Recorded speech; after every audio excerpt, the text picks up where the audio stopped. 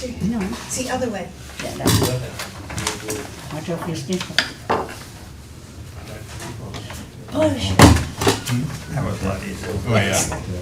I More can't leverage. believe it's already We will September. constantly do. Oh, I know, I swear, the fair happens and every tree turned orange. I was like, hell yeah.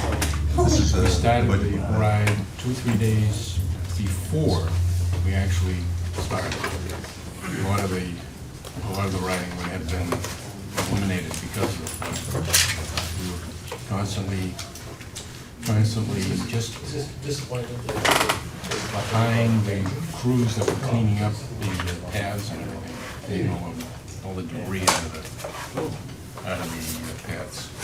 So- Yeah, there was some bad storms. Oh, yeah. Yeah, there's the, one hotel that we stayed at, Just do it. one of the rooms.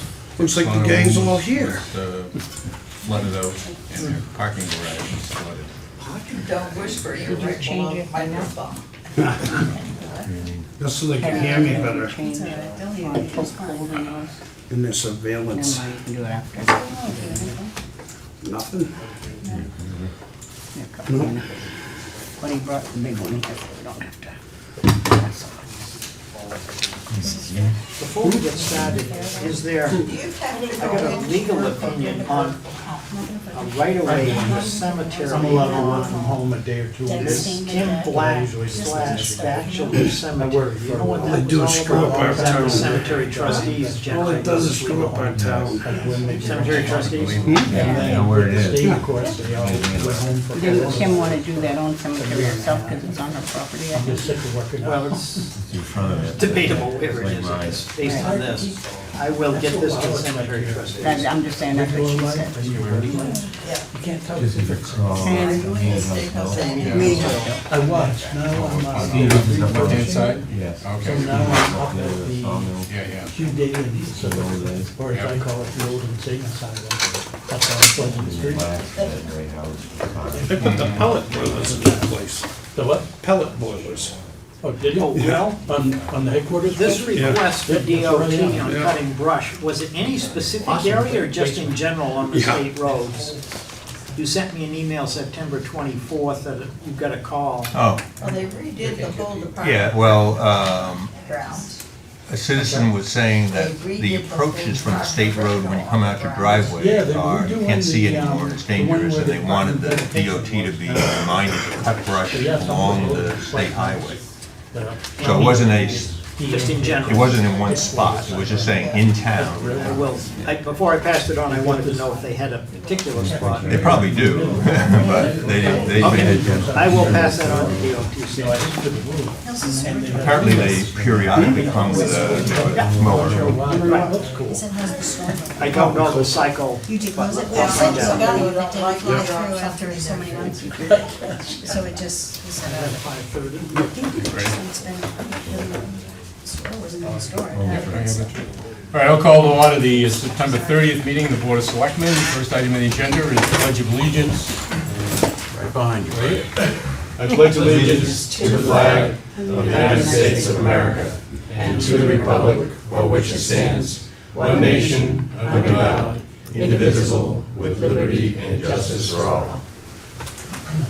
Liberty and justice for all. All right, we will forego the citizens' comments prior to the startup of the meeting. We'll just immediately go into the budgets. And, John? Doreen is first with agencies and health. I put them, they're better off with the agenda one because they're in the right order. Attached to the agenda are the budgets in the correct order. So the first one is health and social service agencies.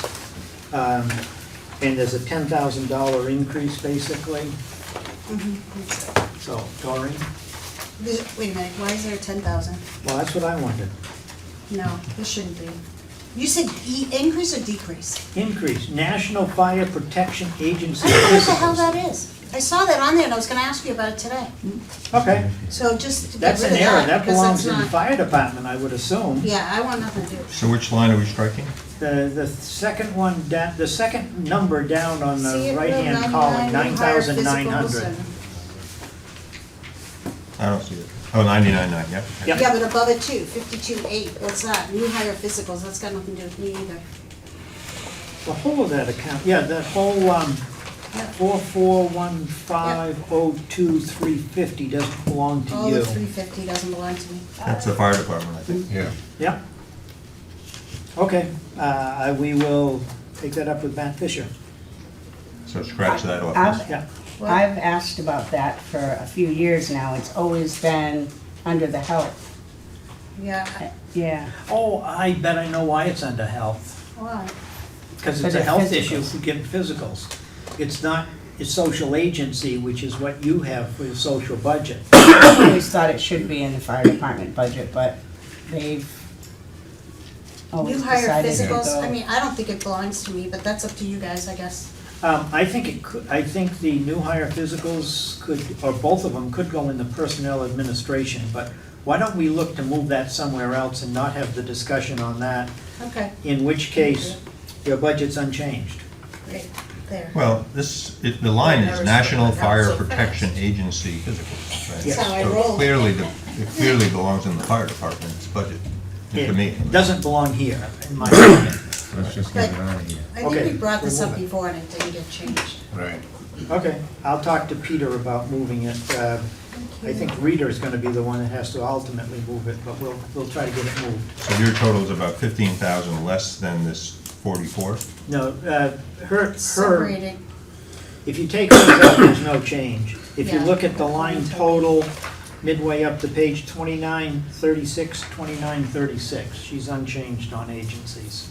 You see halfway up the Right, page? right, Yeah. but the proposed total budget, which is currently at 44.2 because of this 15,000, should be now amended to 29. oh, he's right. 1236. Both of Yeah. them should be amended. Last year's as well, but it will be somewhere else it will show. So it should be 2936. The new hire physicals, is that also police officers? Oh, No, that's- Probably. That's the Fire Protection Association. yeah, but the No, new, the new hire physicals. Yeah, the new hire that one. physicals, I think, include police. So that's why I think it belongs in personnel administration or in the departmental budgets. Do you give physicals when you hire, Peter? Excuse me?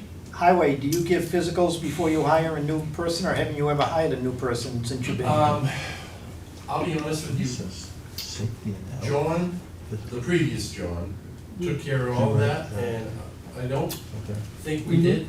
I don't think we did give physicals. As if it's physicals for this. well, we should, but we Health and didn't. social. Okay, so let's not talk about the physicals tonight, let's just talk about the social service agencies. Any changes that you want in how those occur?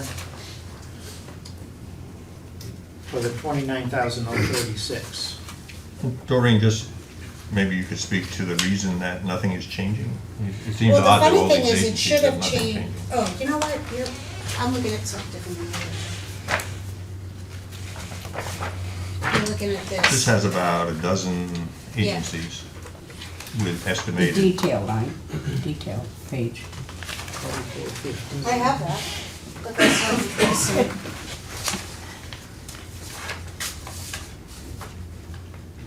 Yeah, those agencies are the ones that we donate to. Last year, At we these spent levels. all of it, 2936 last year. We will every year, they get paid quarterly. Yeah. And the donation hasn't changed. No, not my choice. And the benefit to the town of donating to this is the general, across the state benefit of all agents, all towns using these things in different amounts, so we don't pay as we go, so to You know what, speak. I gotta be honest, I wasn't here when this was done, if it was done by the select board, if it was voted in by the people. I wanna say that maybe she brought it to the select Yeah, you board. did it. Right. Because there were things that I wanted to change, and all it was, well, just move it to another line, but that's not gonna save any money. So, But we benefit from all these, yeah, all like the these VNA programs you're we do, donating but to. when you look at Lamprey Healthcare, Yeah. we get nothing from them, But the numbers They aren't, We get nothing from them? nothing. They So collect the patients. numbers aren't the same. The last two numbers, one is up $50, one is up $1,900. The one Sky is $2,000, where it was 100 last year. It was never 100, so something's messed up. And Lamprey Healthcare This is is how I got it. went we- from 4 Yeah, to you've 4,000 cut to Lamprey Health from 1,000. 4 to 1, yeah. Can we ask Pretty Doreen fair. to kind of relook at this and bring it back next time? Yeah, well, somebody gave it, they gave it to me, I should change Because my it sounds like dates. you don't know what's going on either on this. Yeah, Okay, we'll try to bring that next week, Let's get her, Doreen, next week. yeah, Okay. because I don't know why this looks the way it does. Next week.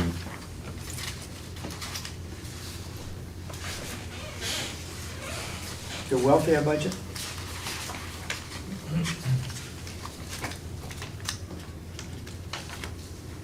You want to comment on that? Nothing's changed on my budget, right? No, you've gone down. Family services has dropped from 72 to, can't read it, 61.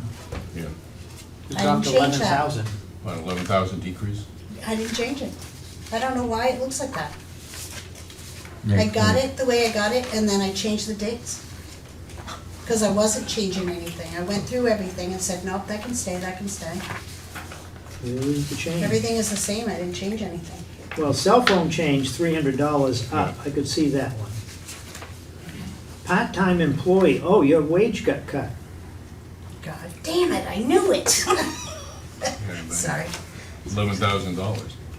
Yeah, I'm not a fan. I think. well, again, it seems like you're not aware of anything changing and then there is things changing. Maybe you should review this. Yeah, I think we'll have you come in another night, okay? Agreed. Yep. And we'll redo this before you come in again. I thought these came from you, I'm just No, I collecting got what- them from John Harrington, and then I sent them to you. It's just the date changed. Whatever came to me, I just put in here, so, Yeah. yeah. Look at it and come back next week. Thank you. Sorry, guys. Shut up, I Ellie? hate you. You could be up front here because of the mics. It wasn't on purpose. I didn't do that. It's not- I'm always prepared. Except this.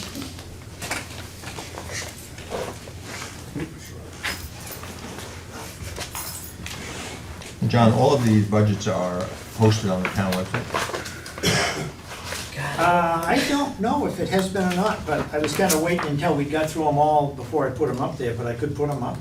Well, at least the ones for the first round that we did, They went up. they were up on the town website. This group So is the up. citizens have these, not these, but they have those budgets. Well, they have these too, because these are under, a part of the agenda that's posted for the meeting. Right, so all the citizens, if they are interested, can get these. that way. Yes, on the website, under agenda, they'll see these, yes. Okay, yeah, I got it.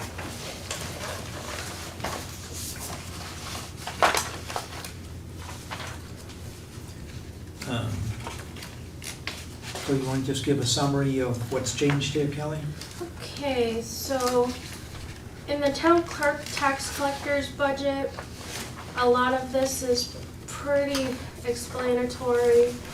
Some items of note would be, let's see, the, part-time help, I put in for a 2% raise for both Diane and Nicole. Those are merit-based, should they pass a review, should the budget pass. I put in for mileage reimbursement because we gotta get that into the budget, because we are currently reimbursed for our trips to the bank, but it's not showing on the budget yet. Well, the big one is a third line down, 4133, 430, which went from 6,000 to 14,100.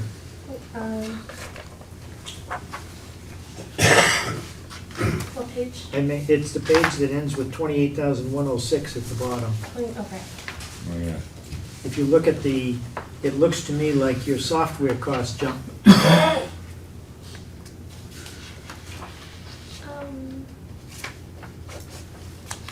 Yeah, the previous budget. So that has, that was because we put in the new, or it's not new anymore, the Clerkworks software Yep. suite, but we haven't had a budget yet to catch up with the accounting. So this 14,100 reflects what you're actually spending on a regular basis. Oh, I believe so, yes. Is that a contract? Yeah.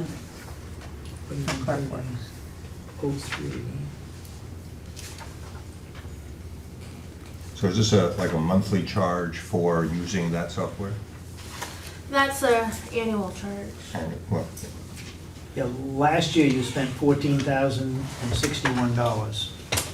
right, so it's, oh, so every year is 14,000. Yeah, we just haven't had a budget to catch up to our actual spending. In other words, the old number is 2017, this number reflects what we're actually at now.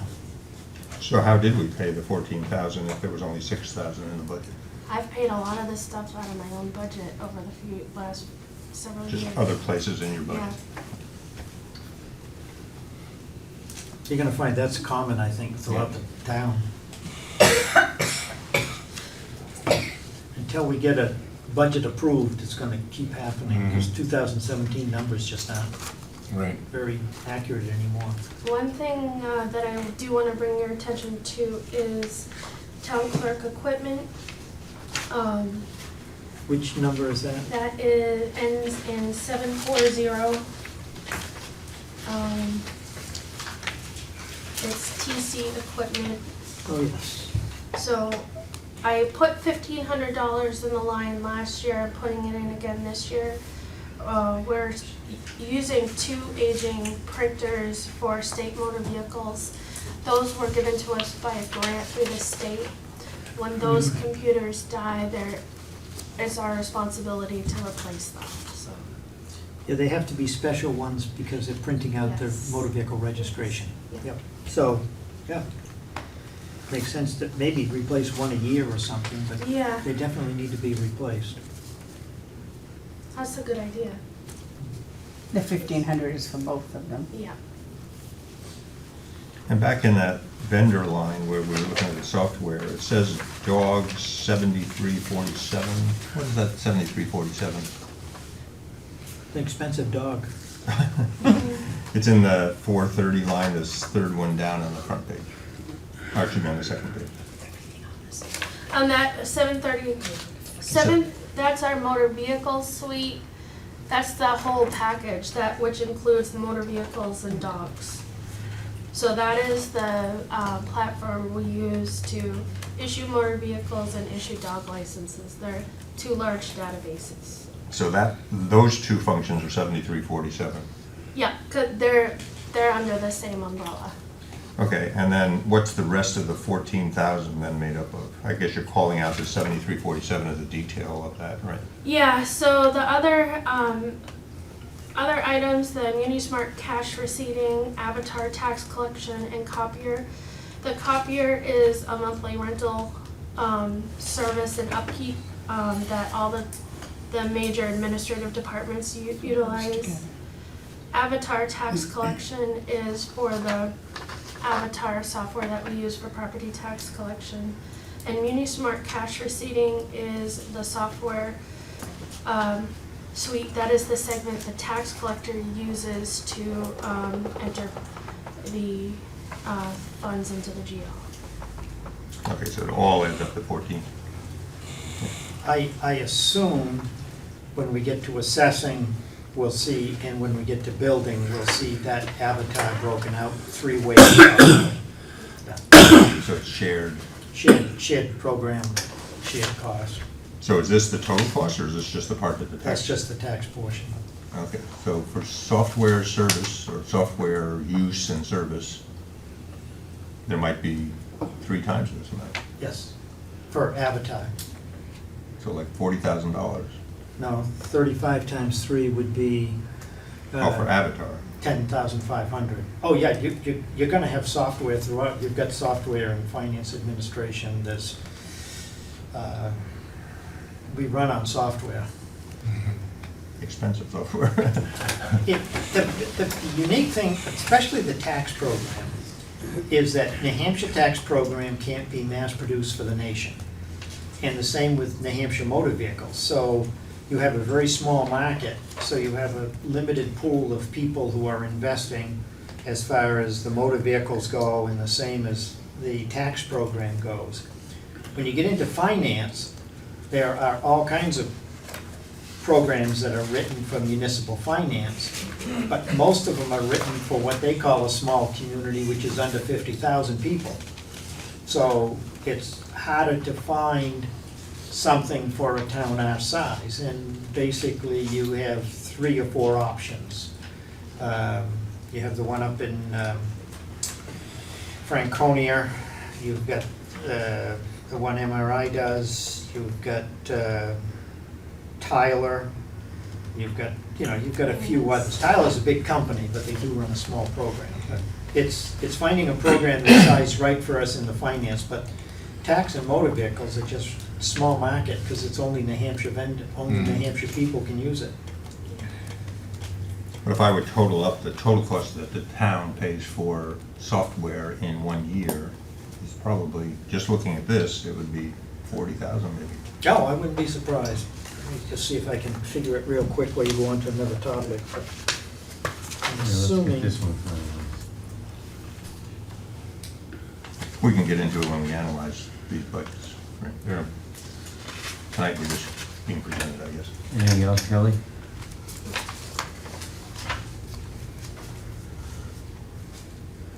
What was the collection of revenue on the dog license registrations? Any idea? A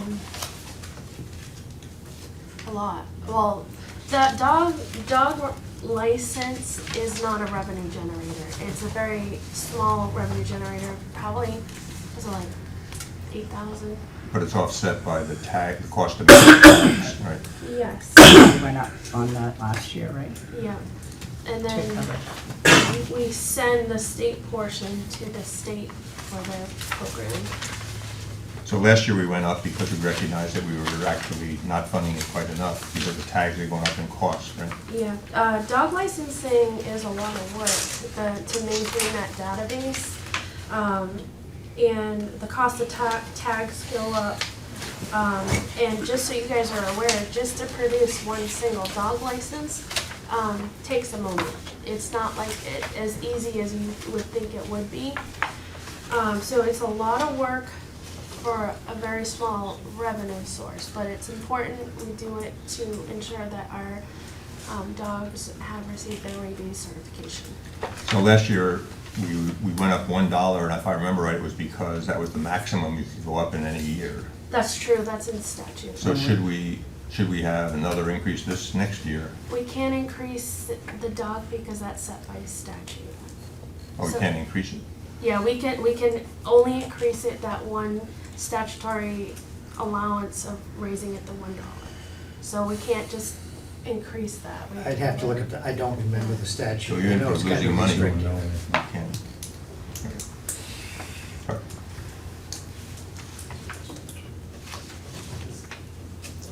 So, I don't know if the moderator is here. Could you talk about elections maybe? I can, I usually present the election budget. Okay. So, there are, Is there an election budget in the packet? Yes, Yeah. it's right after Next the page. town clerk tax collector's third page. It's the next page after it. MTG? Yeah. Okay, got it. so, the meeting election budget is usually driven by the amount of elections that we'll have. We only have one election and one deliberative session next year, so in theory, it would be a small budget. But we have to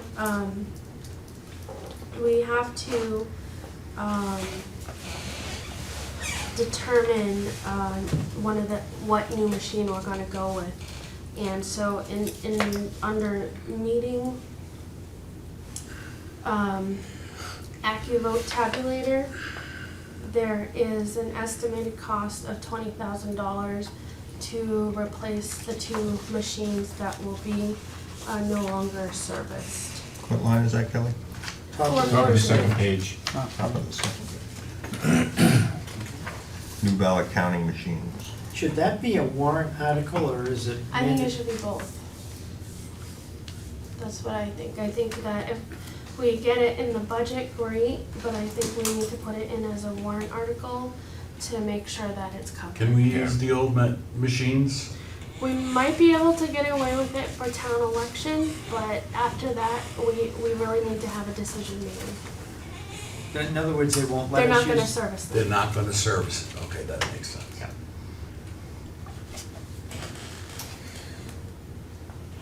But it's probably a good idea to have a warrant article as well.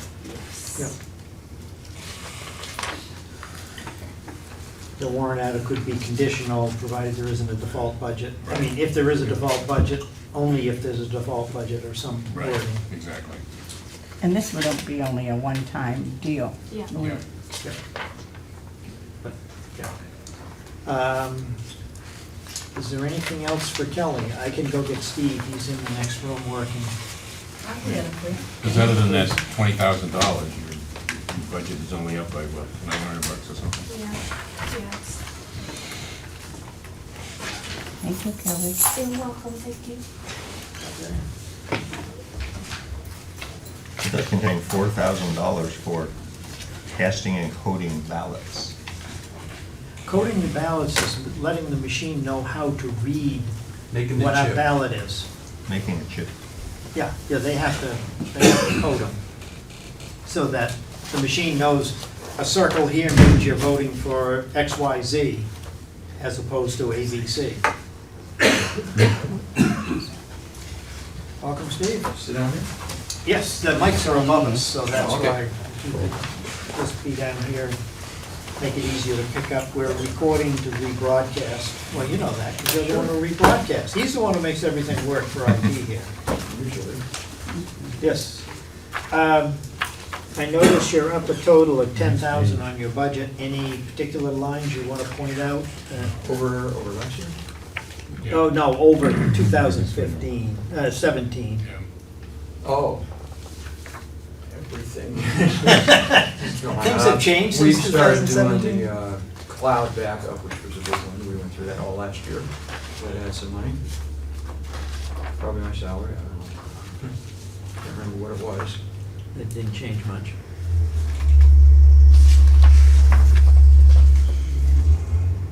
No, nothing.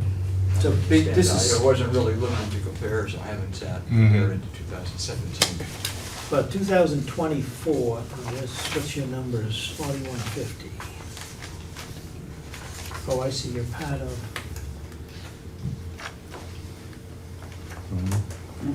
Last year you spent 60,000, 60,000, $62,000 budget last year. So, Okay, I've got my 2024 worksheet here, it's different. but- what I see went up a lot is the IT contract, the Sonic firewall support, the unit trends, local and cloud backup, and, That one might be a misprint, 169 and 1690. What is it, what do you have? Yeah, it does look like the 10. Yeah, on that, because my worksheet shows them identical from last year, the Yeah, worksheet I it's- created. looks like the 1690 is just 10 times, just a decimal place. Yeah. 398.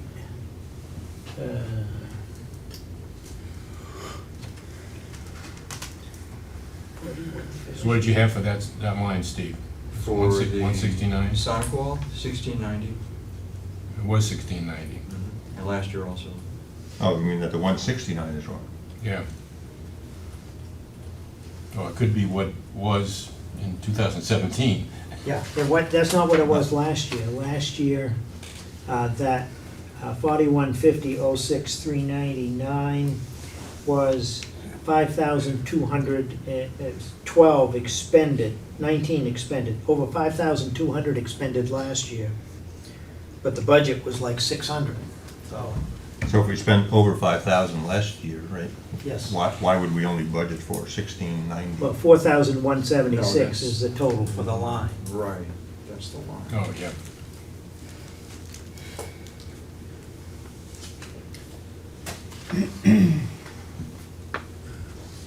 I keep getting confused with this 2017 Oh, I know. numbers. Yeah, I never, we'll come up with these.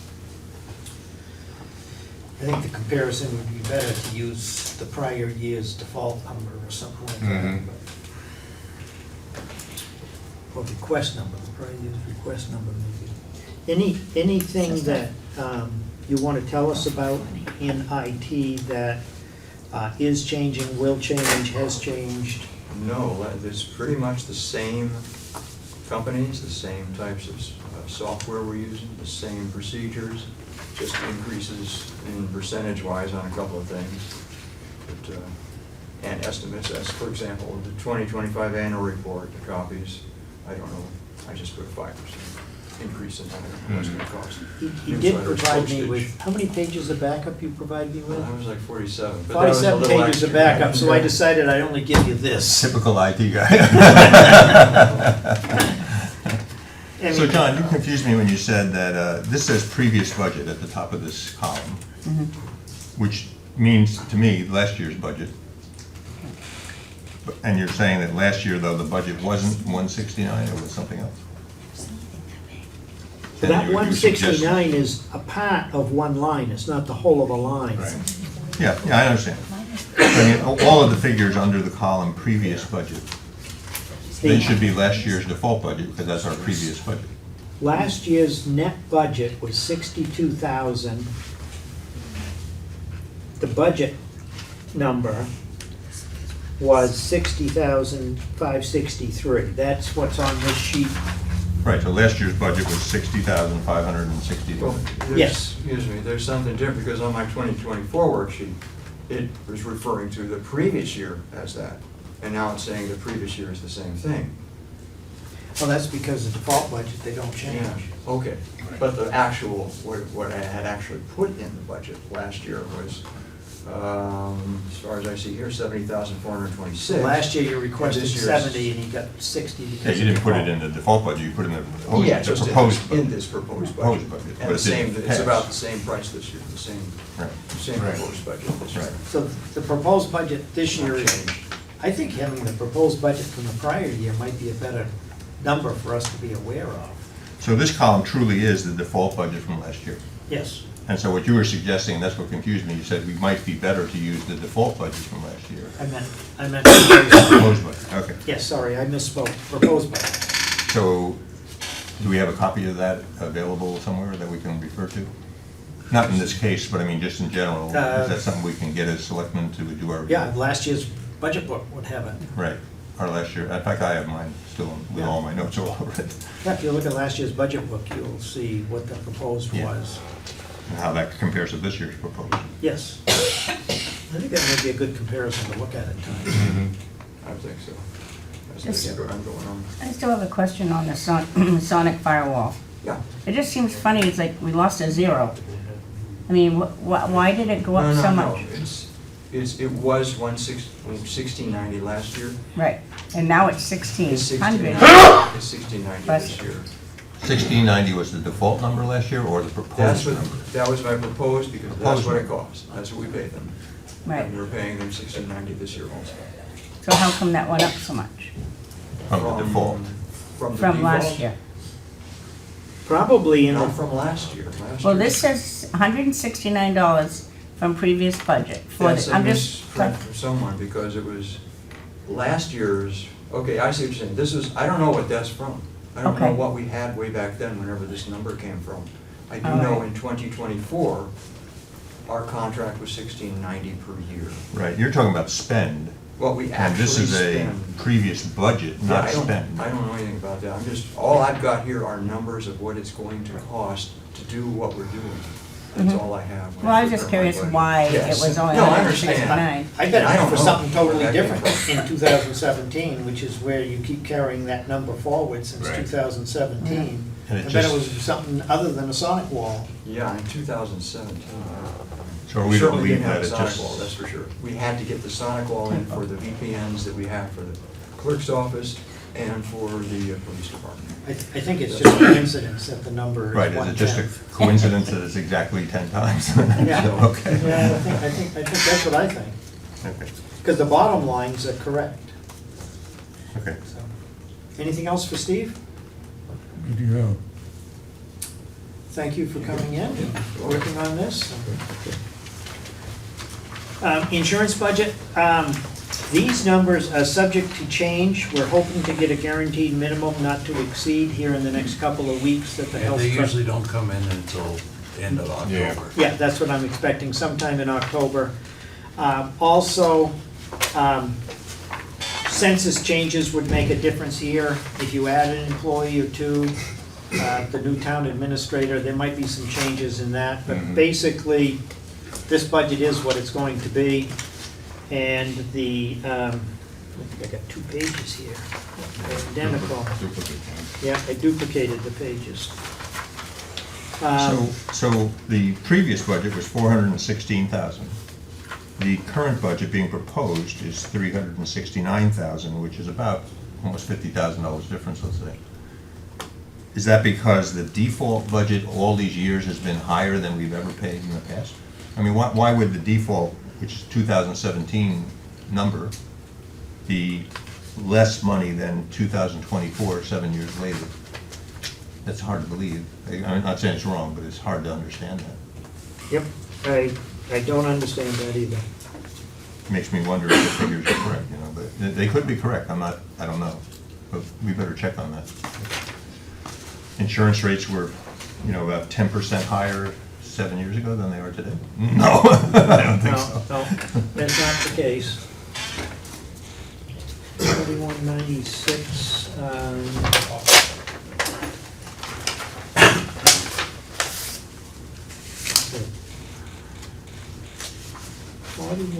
4196. Yeah, that total of 512,000, if you look at the next page. The next page is the duplicated page, right? Yeah, I don't Yeah, mean, but yeah, the page after The that. next one after that, okay. So Yeah. the grand total for Yes. all of the insurance is 512. And now it's down to 483. But again, that's the previous budget was 512, that was back in Property went 2017. up. Yeah. Workers' comp. Or does the default budget actually go up with insurance increases? Or is that not correct? Is there a increase I in the default? don't know how they do the default budget Yeah. here. Okay. That is a disputed, there's a gray area when it comes to default budget, and that's one of the issues that I want to be consistent with how you've done it in the past, so I'll have to determine what that is. Can you check on that for us, John? Yeah. Appreciate it. It doesn't seem to make a lot of sense on that. Nope.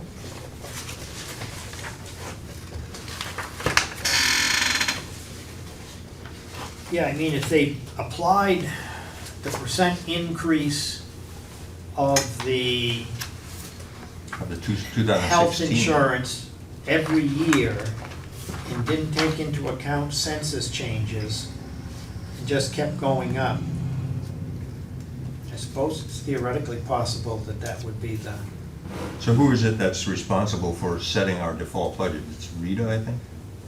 Or really, it's you, but I'm sure Rita and Well, we John get- Harrington came up with this, how to do it. Well, we set Presented it to we set the board. proposed budget. You set the proposed, you But set the somebody else default budget. calculates the default budget and we approve it. Yes, Correct. And is that Rita? I assume it's Rita and John Harrington. I would think so. Well, I mean, it'd be, if I'm still here, it'd be myself. So they're the ones to interpret the rules of how the default budget should be set. Sure, that's why I'll talk to Rita about it, and see how she did it.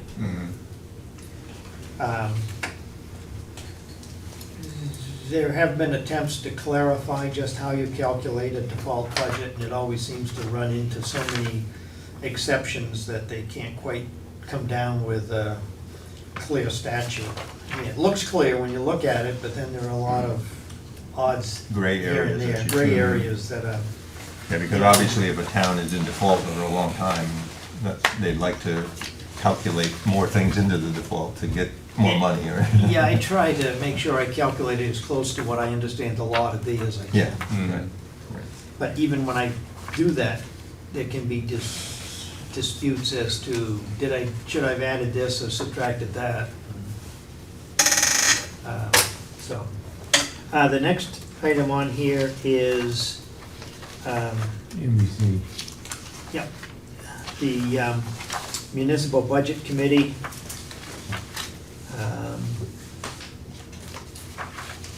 I think the biggest increase is on the minute taker, moving it to $20 an hour. Yeah. So, they also increased printing costs. I'm not quite sure what they plan to print, but. Mhm. Legal budget, this is a hit or miss budget because you never quite know what's going to happen. 2024, you only spent 13,000. I'm sorry, so far you've only spent 13 this year. I'm bringing the right budget here.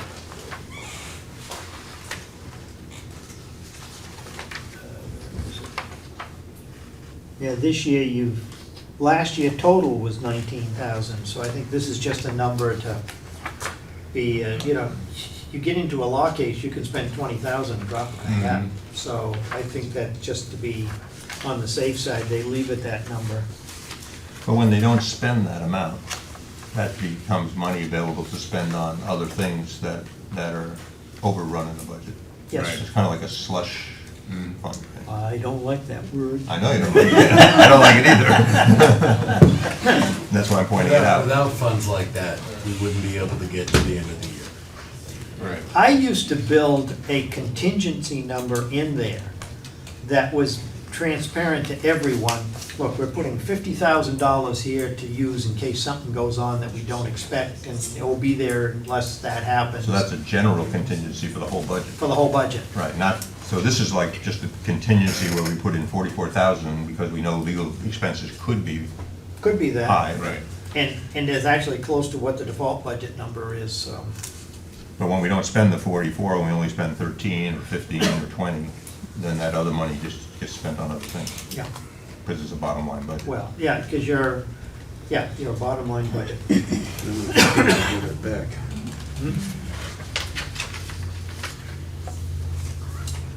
Okay, for assessing, you're looking at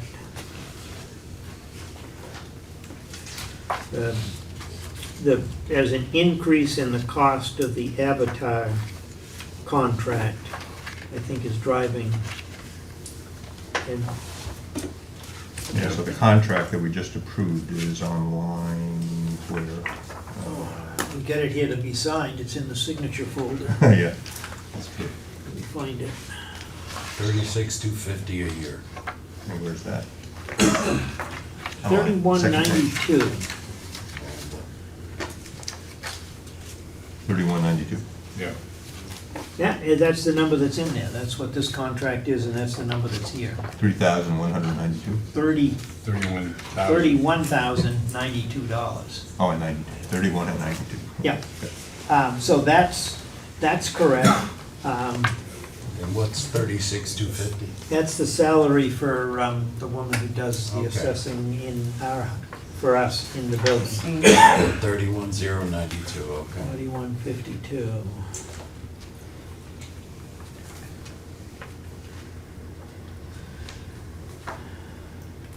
So last year was 28,000 that you expended, so.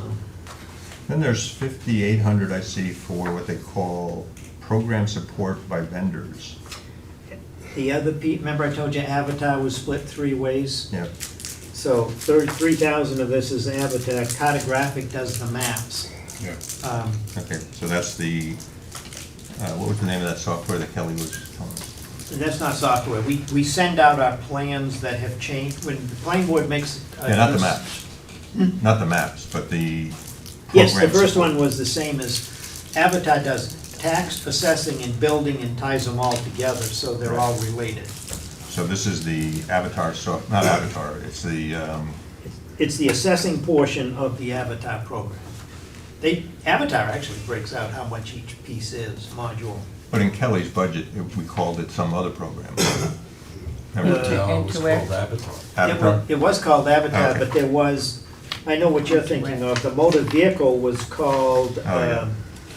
well, it used to be called Atlantic Turnkey, but then they changed their name. Interware, was it? Yep. Yeah, but the Avatar was the 3,500, I think, in her budget, and then Yes. there's 3,000 more over here, and then there'll be some more in building. right? Yeah, Interware is the new name. Inter- I say new, probably changed 20 years ago. I lose track of time. Any other questions on assessing?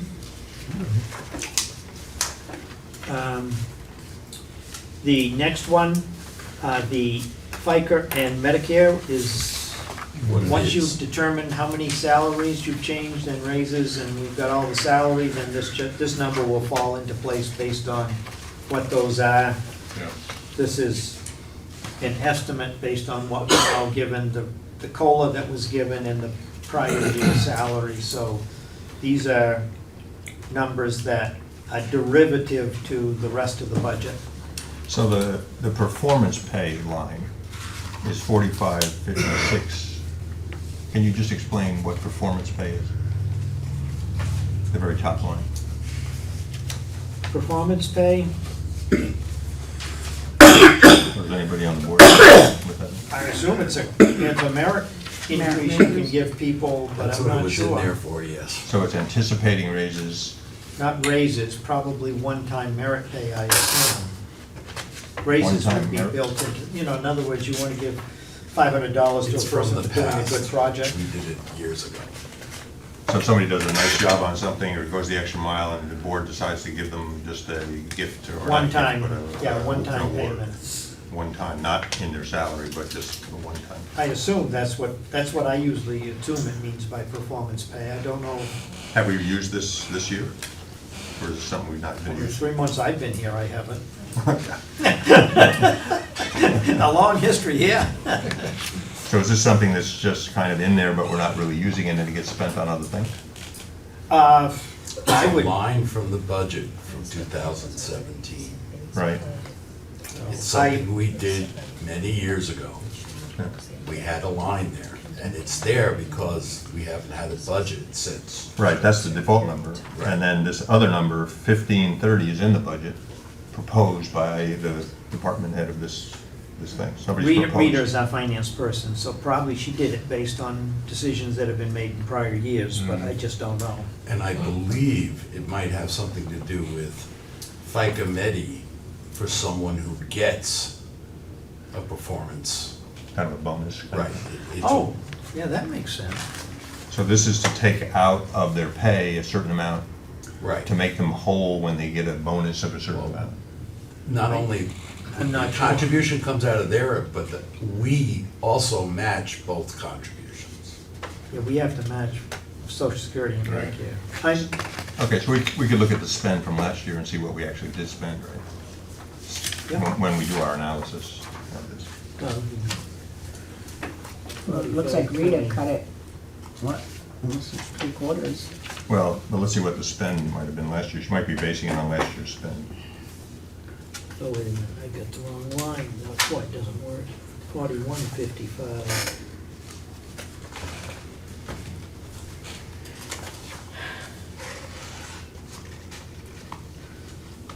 So 1530 is just the withholding, so to speak, or the, the taxes and stuff. There must be a larger number of performance pay in some other line. Well, last year you didn't spend anything in the line. And what was in the budget? The same, We haven't used that line 4,556. in years. right. So we keep budgeting it and not using it, and then, Well, no, we're not keeping on budgeting it. It's part of the default Part of the budget. So default. it will always be there until we get another. right, but we keep putting in a number during the budget process, right? Like this year, it's gonna be 1530. But we are budgeting for it. That's what Rita put in there. Right. So she puts in a number, best guess, right? Even though we aren't using it, and then that money gets spent on something else other than performance pay, because we're not using it. Well, if we don't spend it, it can be offsetting an expenditure that goes over somewhere else. Right. That's why I said, I like to put in, if I'm gonna build contingency into a budget, I like to put one place that is quite clear to everybody. Mhm. This is what Right. we're doing. One of the things the voters have commented on is that there's fat, they call it fat, built into different parts of the budget, and it's kind of hidden, I like your idea, John, of having kind of no fat in the budget, but then a contingency number that kind of says, we recognize that there's gonna be overages, and this is our contingency amount to use through the year. I would say that legal, I wouldn't consider that fat, because I know you can spend 20,000 and drop of a hat with a lawyer. I think they're about $500 an hour now. But I do think that other places, if this is never used, cut it to $1 and put money in for a contingency somewhere as a line.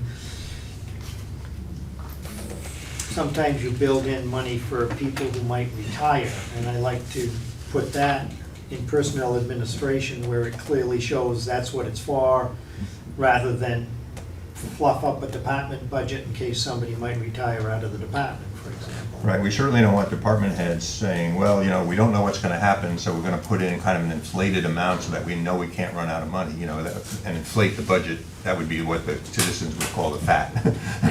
I think that it's reasonable to project increases given what's been happening, with energy costs and other costs.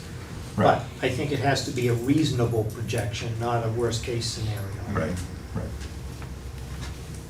Yep. Is there anyone here to represent the VC Park? Yes. Come on up.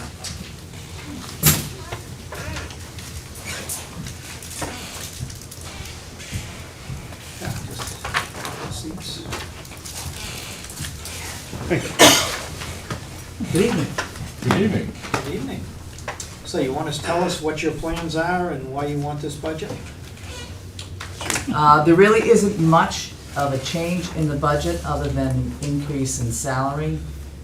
The dumpster went up. The cost of certifying lifeguards went up, and other than that, nothing has changed. Yeah, I mean, the first line I notice is the 8,000 for attendance, that, that's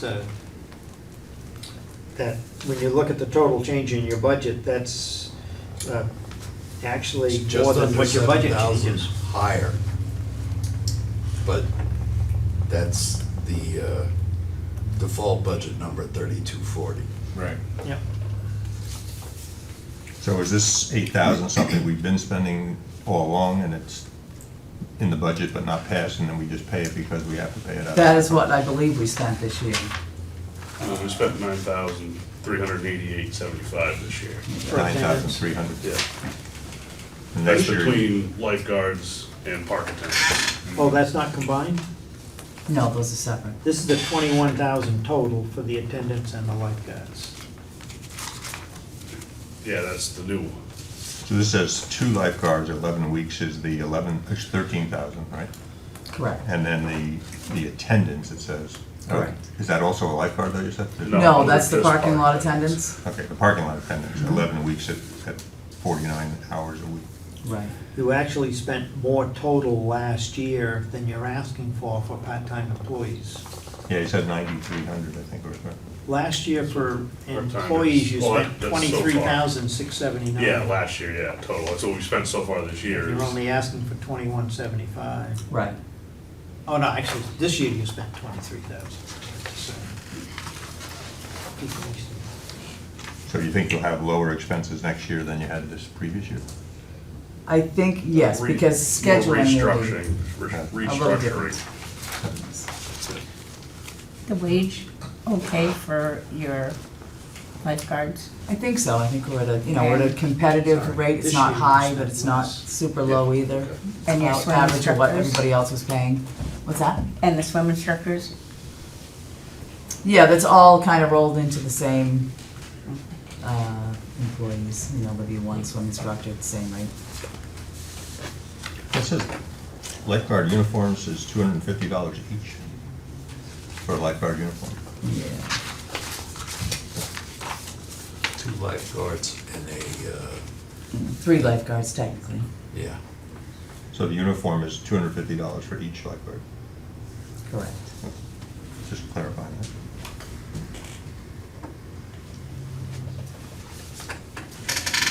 So your personnel costs were down this year compared to last year. Is there any particular reason on that? Not that I know. Yeah, we weren't here Yeah, last we're year, due. so, Okay. we really don't know what last year's, numbers were doing. based on.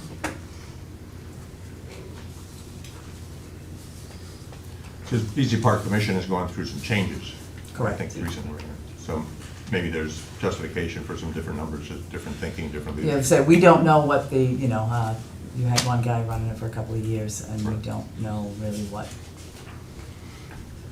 he was doing with the budget, so. People like the park, though.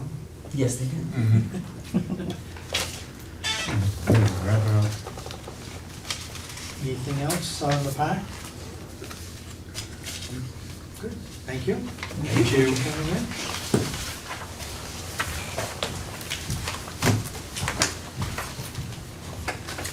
All right, next on regular business, review of outstanding minutes for 9/16 and 9/23. Move both. Second. Moving second to approve the minutes for 9/16 and 9/23. All those in favor of the motion signify by saying aye. Aye. Opposed, no. And vote unanimous. Oh, okay. And I wasn't here, so we get two abstentions. So it's 302. Right. The two of you have abstained. Right. Thank you for reminding me of that. All right, vouchers payroll manifest, accounts payable. Accounts payable amount of $63,341.81. Move to approve. Motion to approve. Second. Moved and seconded, any discussion? Hearing none, all those in favor of the motion signify by saying aye. Aye. Opposed, no. Vote unanimous.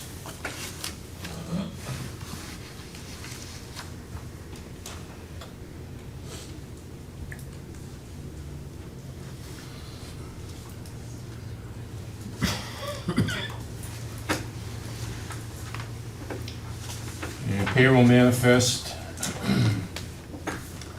for week ending 9/25, with a check date of October 1st. Gross payroll of $89,096.12, with a net payroll of $59,476.70. Have a motion to approve? Second. Moved and seconded, any discussion? Hearing none, all those in favor of the motion signify by saying aye. Aye. Opposed, no. Vote unanimous.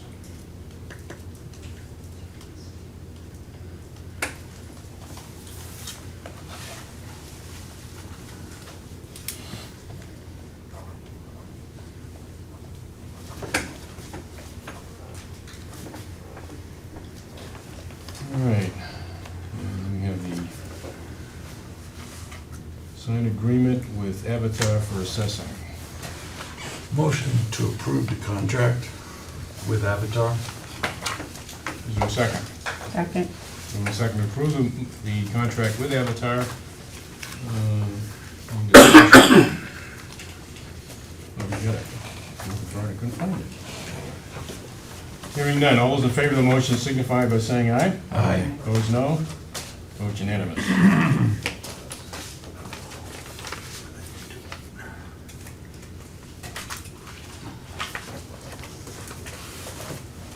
Do you have any idea why the second vendor for that assessing suddenly became unresponsive and uninterested?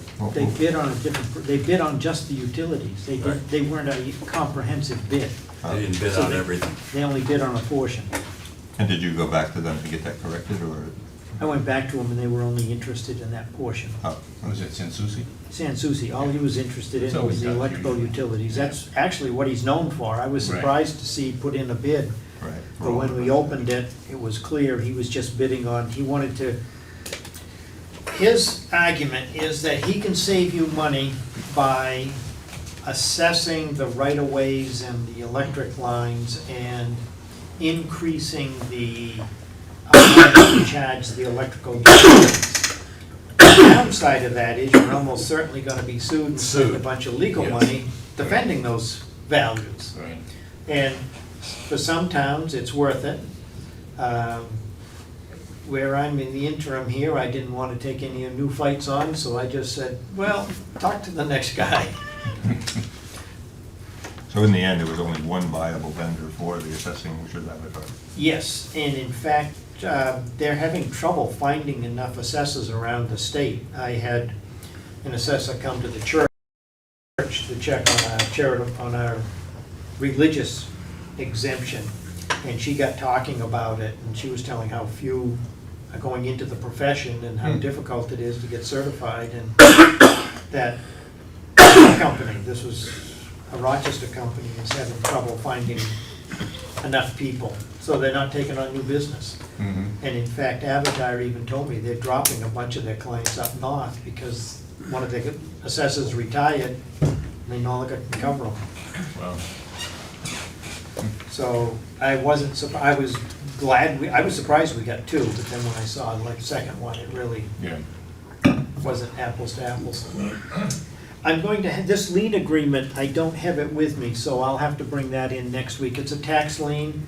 Kelly can't issue it because, a release of tax lien, because she wasn't the tax collector then, so as the Board of Selectmen have to vote to release the lien, but she had emailed it to me. Seriously old one then. It's an old, 1980, I think it is, Wow.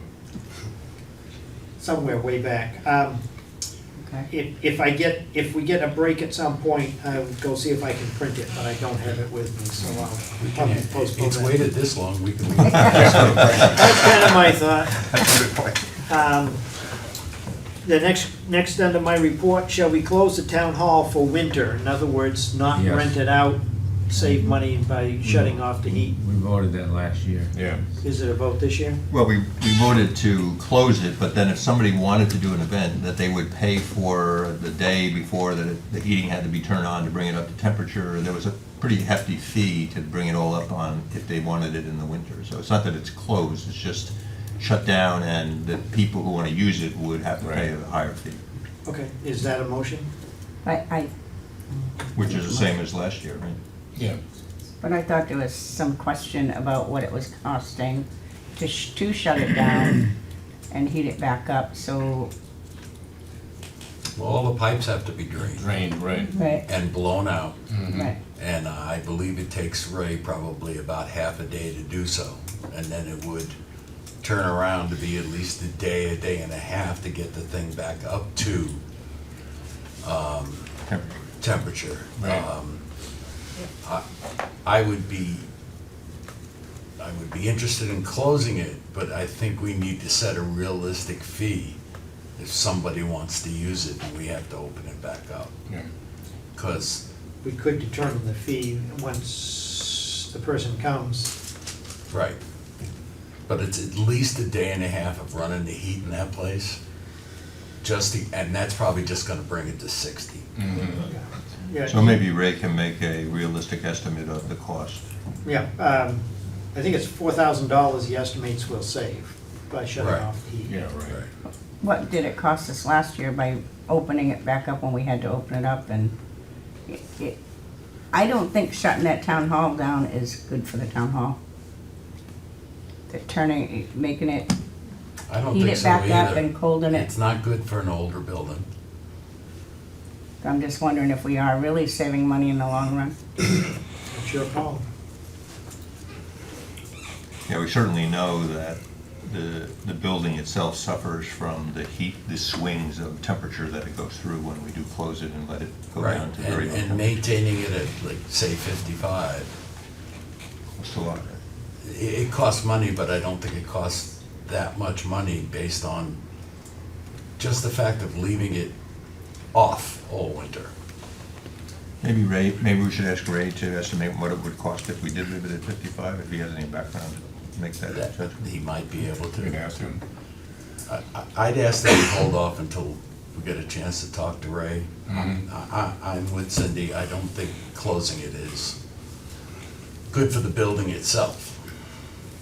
I know the Historical Society, who has the storage of the artifacts up in those rooms, has always complained about the damage to those artifacts due to the swings that they go through. What you may want to do is drain the pipes and then run it at 50 or some number Yeah. like that. Right, we could, I believe it's easy enough to drain the water pipes Yeah. and run the furnace, and then keep it at 55. Mhm. Well, you could keep it at 50 even if you did Right, that. right. I will check with Ray. Okay. Wonderful. Next item, just an update. One furnace is now hooked up here in the town hall. This week we should have Town the office. Town hall, at the Town hall, George GBW. B. White building. Right. Sorry about that. It's all right. Town office, but not the town hall. Right.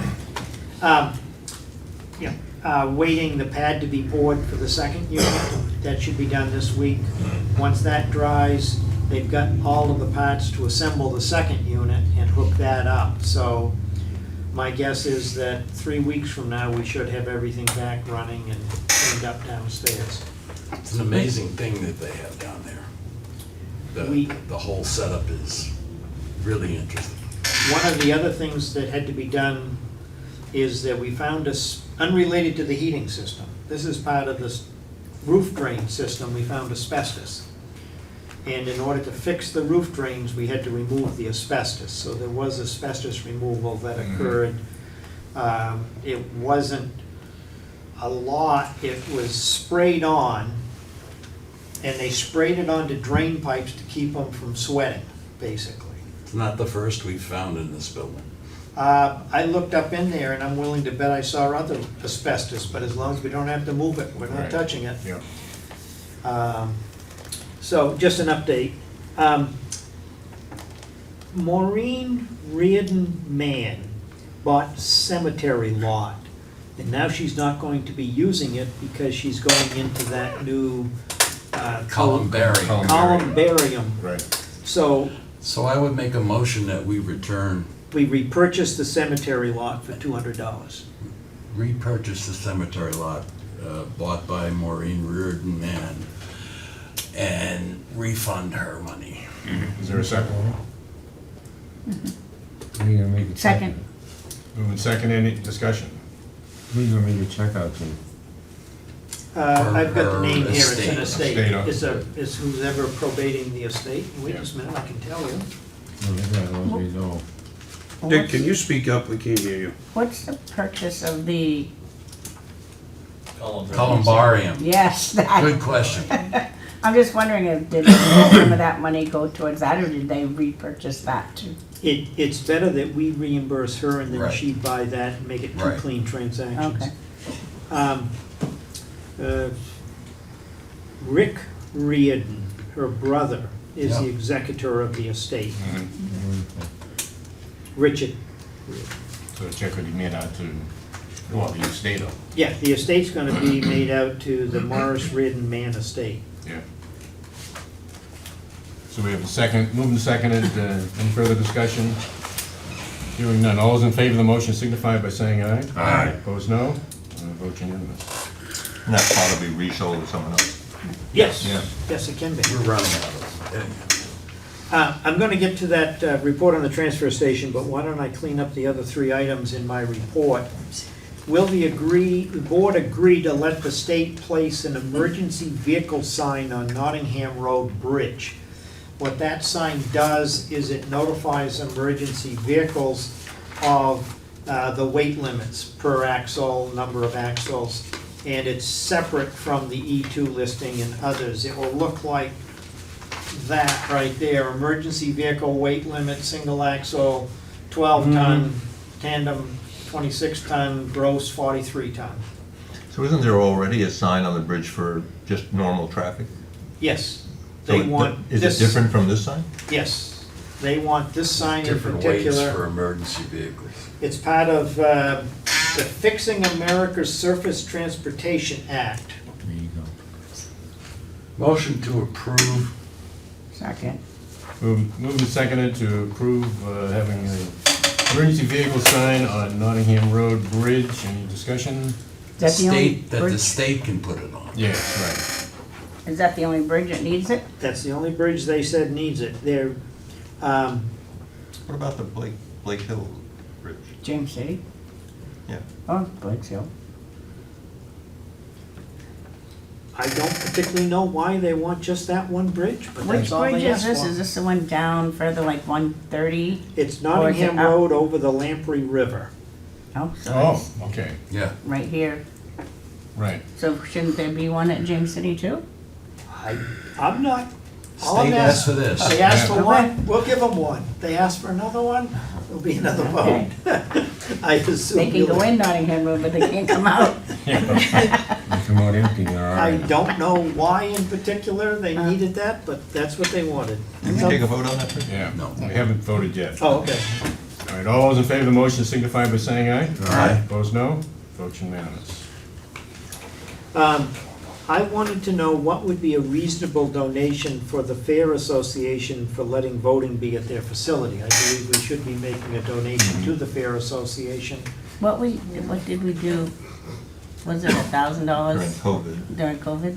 Is that, Yeah, I can't recall. it was either 500, I don't remember. Do you remember? No, it's maintenance as far as. Did the Fair Association request a donation? It's appropriate that we do Right. so. Yeah. So we're just offering? Right. Yes. They offered their building, it's appropriate we make some kind of a donation. I thought we did 1,000, but I'm not sure. It would be offset by the cost of heating town hall during that Oh, November yes. election. Right. So there is some cost savings to it. Right. Yep. I need a motion. We need a number. What did we give them? Can we do some in research 2020? and find out what we Yeah. did during COVID? Yeah, Yeah. that'd be good.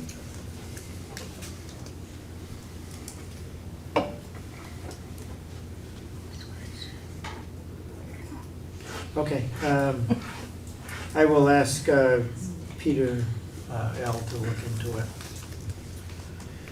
Finally, there's an intent to cut on state land for forest. For 100,000 board feet, 50,000 hemlock. First was pine, 24 red pine, 5,000 of oak, and a bunch of chips. This is state land, right, not town land? State land, So we collect timber Who's tax Pond from the Road? state when they cut on their own land? yep, Okay, even though, because it's in our town, yes. but just like we would charge any other property owner who was doing timber. Okay, It's all on Bear Brook. Right. And fair. It's something we don't vote on, we just sign it. Yeah, a private owner, you might consider a bond if they hadn't been paying. You might send the highway agent over to check their driveway or whatever, but We haven't had any trouble in the recent past with people not that paying. I'm aware of. Peter, you had any trouble with the state on No, logging it? they have another project that they're supposed to do on Saddleback Mountain too. I don't know if they're gonna do it this year or not. Yeah. Usually isn't. Okay, so I wanted to go over my report. It's 11 pages, but I do think it's important that the public hear and we go over all of it. The Board of Selectmen voted September 9th to conduct an investigation into who approved the work to be done on the roll-off truck expenditures under the leadership of the chairman, the investigation to be done under the leadership of the chairman of this board and report back to the people. So I'm reporting to you, and the people can hear the report. And I'd asked John to proceed with the investigation. Yes. So this is the report. Interviews with various people involved in the repair, documents, and the meeting videos, meeting minutes. And I want to be clear, I'm not an attorney, so this is not legal advice, or don't take it for what it isn't. The scope does not include the time period before the vote to buy the truck, because the vote was specifically the work done on the truck. I started with the purchase date, so I'm not discussing what discussions were about the truck before it was purchased. So I start with that June 17th vote to purchase the roll-off for $49,000. The structure is as follows. I'm going to review the timeline. Then I'm gonna make observations where I think the system broke down. Gonna make recommendations for the future. And the last is a review of legal issues that have been raised regarding the nature of appropriation and expenditures. So for timeline, July 1, Board of Selectmen, during a discussion of a full-time transfer station manager and whether to include a CDL license requirement, Selectwoman McHugh said the truck they have will not pass inspection and will require work to become roadworthy.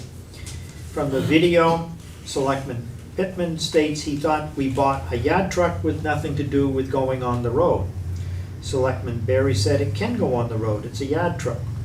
Selectman McHugh lists problems that experts she had look at the truck had found. Selectman Berry disagreed with those findings. She noted it would take a lot of money to put the truck on the road. Then discussion returned to the job description for a transfer station manager without a decision regarding the truck. July 8th, Mr. Ellis resigns as transfer station manager. July 15th, Board of Selectmen meeting. The minutes note, Selectman McHugh brings up the truck at the transfer station being taken to Liberty, which is now Allegiance. So I'm gonna use Allegiance, even though other places had been referred to Liberty in the minutes and discussion. And it had not gone yet. She suggested it can be taken to Mahoney and Sons in Brentwood. She knows Russ Simmon is a transporter that is willing to take it over to Mahoney and Sons. The board discusses where to take the truck. Selectman McGarry states that he assumes it will go to Allegiance. Mr. Harrington states that he left the option up to Mr. Ellis, the facilities manager now and not the transfer station manager, and Mr. Shillabut, the highway agent at the time, now is just a highway agent. July 16th, or meaning Mr. Ellis is no longer part of the decision-making process, although he was in on this meeting. July 16th or 17th, Mr. Harrington met the highway agent in the TA office, instructed him to get the truck to Allegiance for state inspection. July 18th, an employee of the highway department took the truck to Allegiance, picked up a town truck that was there that had been repaired, signed a slip that read state inspection. He gave the highway agent as the contact. The agent's phone number is on that document, and that is the only written document that Allegiance has produced for authorization to do the work. July 19 to 22, at some point in or about this time frame, while the highway agent was working on a paving project, he received a call from Lucas Messimer, the service manager of Allegiance truck, listing some things the truck needed to pass state inspection. Things like steering cylinder seals, horn, defroster, running lights, wiper, switch, a tire, and front end work. The highway agent gave verbal authorization to proceed so the truck would pass state inspection.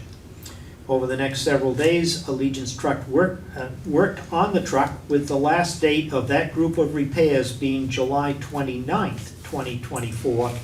Total to that date, $18,491.87.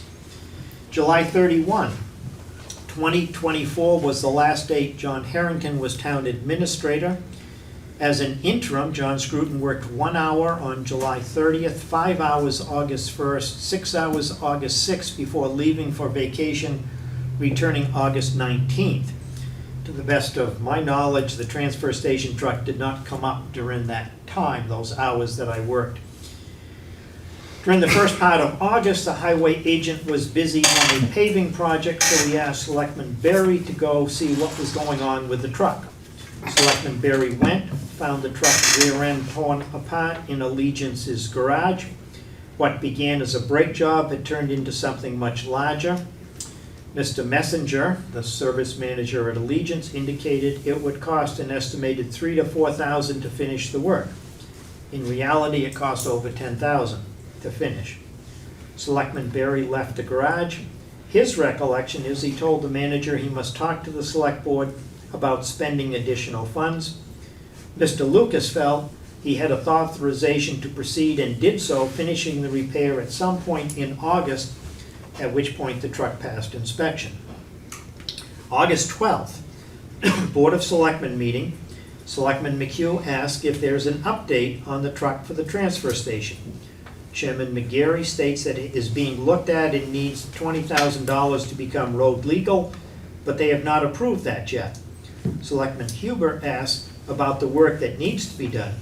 Selectman Berry states that about $19,000 worth of work has already been done and about another $3,000 or $4,000 is needed to complete the work. They agreed that they had agreed to have it inspected at a previous meeting. Selectman Huber would like to know who approved the work to be done. He would like to know how this bill will be paid for. They discussed what is wrong with the truck and whether it will be able to go on the road and how it got to this point. Selectman McGarry asked Selectman Berry how much has been expended, how much more will need to be expended. Selectman Berry states another $4,000 to $5,000 needs to be expended. Here's a list of what has been done on the truck. He can make copies of that and give it to the Board of Selectmen. Chairman McGarry feels that since so much has already been spent, they should finish the job. Selectman Huber agrees with Chairman McGarry, but is not happy with that large expenditure of $19,000 was spent on the truck already without the board being consulted. They agree that the money should be coming from the transfer station budget if possible. It's agreed that a list of what has been done will be provided to all the board members, and an estimated cost on paper to complete the work will also be provided.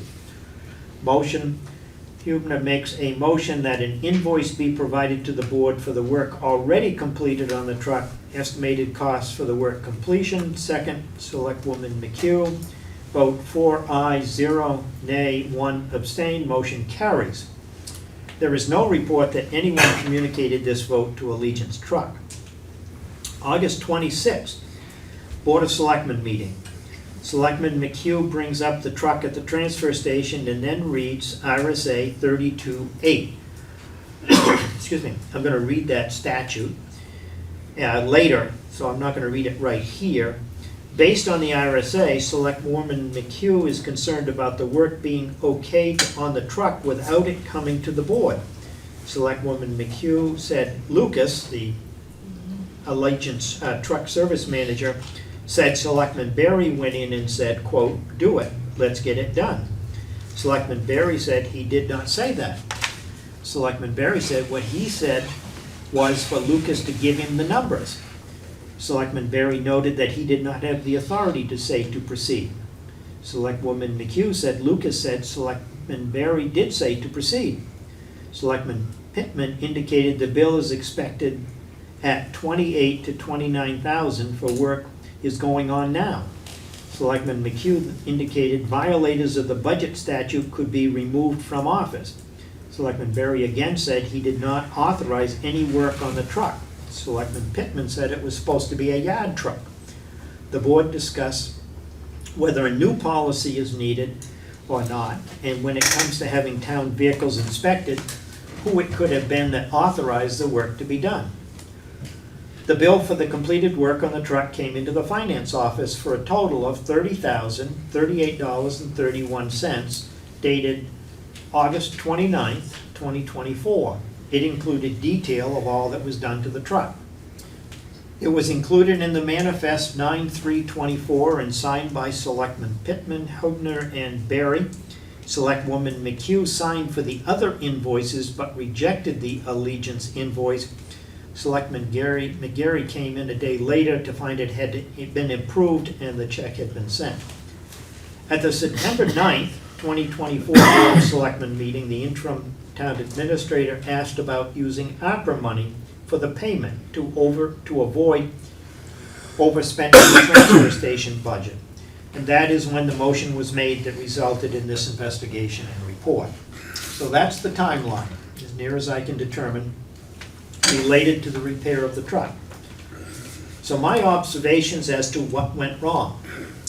There was a failure at the Board of Selectmen to communicate clearly to staff what was meant by, quote, inspection. Reviewing the meetings of July 1 and 15, there were some members meant for the inspection to be a report on the condition of the truck. and others to have the truck pass state inspection to be roadworthy. This was further compounded by the lack of the board taking a clear vote as to what the intent was, along with any dollar limitations it would impose as to spending for the truck to pass a state inspection. This resulted in Town Administrator Harrington delegating to the highway agent to take the truck to Allegiance and obtain a state inspection. While it's common for a town administrator to take general board direction, in this case, more precise direction from the board could have avoided the problem. The highway agent complied, had his staff take it to the garage with instruction to get it inspected. The highway agent had not been given any financial guidelines, and as a result, when the initial list of repairs was received, gave a verbal authorization to proceed. Truck repairs can become very expensive quickly, as happened here. In hindsight, a clearer picture of the big picture should have been obtained. Now, a problem with getting that big picture of what needed to be done was partly the failure of Allegiance and partly the nature of what happens when a mechanic starts taking apart a truck to determine the extent of what needs to be done. Allegiance truck was not very accurate on the cost to finish when the rear end had been torn apart, having estimated less than half the actual cost. It would be unreasonable for the truck to continue occupy space in the garage where it was torn apart. It is noted that it is common for the town to have trucks at Allegiance and to authorize Allegiance to proceed with repairs without clear estimates, especially in winter with plow trucks. That was, of course, not the case here. It is a matter of who said what to whom in deciding between Selectman Berry and Lucas Messimer's account on the final work on the truck. As the report will point out in the section with suggestions for the future, written documents would have clarified the situation from the beginning. A decision is often needed immediately, as in this case, when the truck is already apart in the garage. 6, the Deerfield purchasing policy does not adequately address situations like this. The closest appears to be Section 6, exceptions to the bid process B, blanket purchase. It appears this is the section under which highway trucks have been repaired. Any delay awaiting a board meeting would add to cost and impact whether a garage would even do work for the town. Decisions need to be quickly when a truck is torn apart and occupying space in the garage. Excuse me. Suggestions for the future. The board needs to consider carefully mission creep, in which the purpose of one project expands to include additional purposes, e.g. a yard truck becoming an over-the-road truck without clarity as to the cost of doing that. The same could be said for the truck repairs themselves, in which small initial items for inspection kept growing to a much greater cost. Things are often done in board meetings without a vote. To avoid cases where it is controversial, like the current one, clear instructions from the board is needed, including the parameters of the project, including guidance on expenditure limits. The board needs to consider taking clear votes when instructing staff to do things and to clarify department heads' authority to act within budgets. Communication with vendors on work to be done should be clear, preferably in writing. Circumstances arise, such as when a garage is in the middle of repairs and finds more problems, or where the project costs have unexpected cost overruns. Procedures should be developed to deal with these by clearly granting authority and guidelines to manage this. In the absence of these, department heads will continue to make a decision based on their best understanding of what is needed. 4, the board should be cautious when there is no manager or department head clearly in charge of the department as to who is instructed to do what. In this situation, the transfer station manager had resigned. Complicating situation is the fact there was a transition in the town administrative position in process. The board has been able to use ARPA funds to fix the bottom line on other needs to prevent overexpending the bottom line of the operating budget. It's known those funds will no longer be available next year. Caution must be exhibited as to how overspending in one area impacts another. At this point, it may become necessary to spend much of the remaining ARPA money on this project to avoid overspending the bottom line of the 2024 operating budget. Delay in making a decision could result in the town failing to expend remaining funds and returning them as unspent as of 12/31/24. The board should revisit its purchasing policy, in particular as it relates to vehicle repairs. The board could send out a request for proposal to heavy truck repair companies and select one to do the town's work. An alternative would be to make clear exceptions for expenditures like vehicle and building repairs along with guidelines. Now, for the reasons I'm going to discuss in the next section, I did not find any violation of RSA 32, the budget law. Two legal questions were raised by Selectman McHugh August 26 and requires more extensive discussion, namely whether there was a violation of RSA 32(8) or other budget laws. RSA 32 is a basic municipal budgeting statute. The highlights are added to the two relevant statutes in my written report and elsewhere to help focus on the key concepts. The key concept is what is, quote, purpose. And that word is very important, and it is defined in the statute. The MS 737, the proposed budget, the MS DTB, sorry, tongue twister, which is the default budget, they are in our annual report. The structure of the budget workshops that we work on, basically the department heads are the purposes. So it says they are the, quote, documents submitted to the Department of Revenue Administration to determine the purpose level. So I'm going to read the statute, RSA 32(3), Section 5. Purpose means a goal or aim to be accomplished through the expenditure of public funds. In addition, as used in RSA 32(8) and 32(10)(1)(e), concerning the limitation on expenditures, a line on the budget form posted with the warrant or form submitted to the Department of Revenue Administration or an appropriation contained in a special warrant article shall be considered a single purpose. The statute that was quoted at the meeting by Selectman McHugh is 32(8). No Board of Selectmen, School Board, Village District Commission, or any other officer, employee, or agency of the municipality acting as such shall pay or agree to pay any money or incur any liability involving the expenditure of any money for any purpose in excess of the amount appropriated by the legislative body for that purpose, or for any purpose for which no appropriation has been made except as provided in RSA 32, sections 9 to 11. I repeat again, I am not an attorney. To avoid the cost of an attorney, I contacted the Municipal Association Legal Department. They will give free legal advice to the town. Are they lawyers? Yes, they are lawyers. Can I ask a question? No, I'm going to finish my report. The attorney at the NHMA Legal Department was asked the following question. Again, I added highlights because I believe we need to focus on that word purpose. What my question was, as with many towns, there are 22 pages to the budget and a lot of detail. Deerfield has had repeated default budgets since 2017. As a result, the lines within departments no longer represent current needs. The details for the 2017 budget is no longer appropriate in some cases to what the town has and does. For example, the town has added a used truck to a department that only had a line for a vehicle and to two departments that did not have them, so there is a need to the department for lines for fuel and repairs.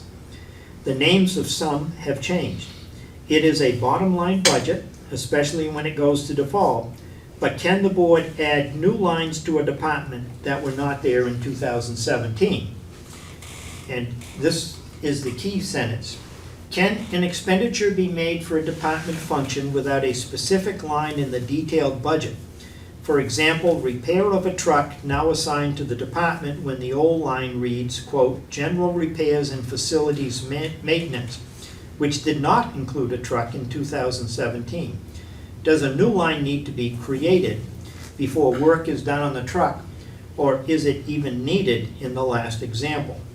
So Steve Buckley, he's been an attorney for a long time. He's the lead attorney at the New Hampshire Municipal Association. Here is his answer. The 22 pages of budget detail you refer to would be deemed the description of the purposes of appropriation, probably also including all sub-accounts used by the Select Board.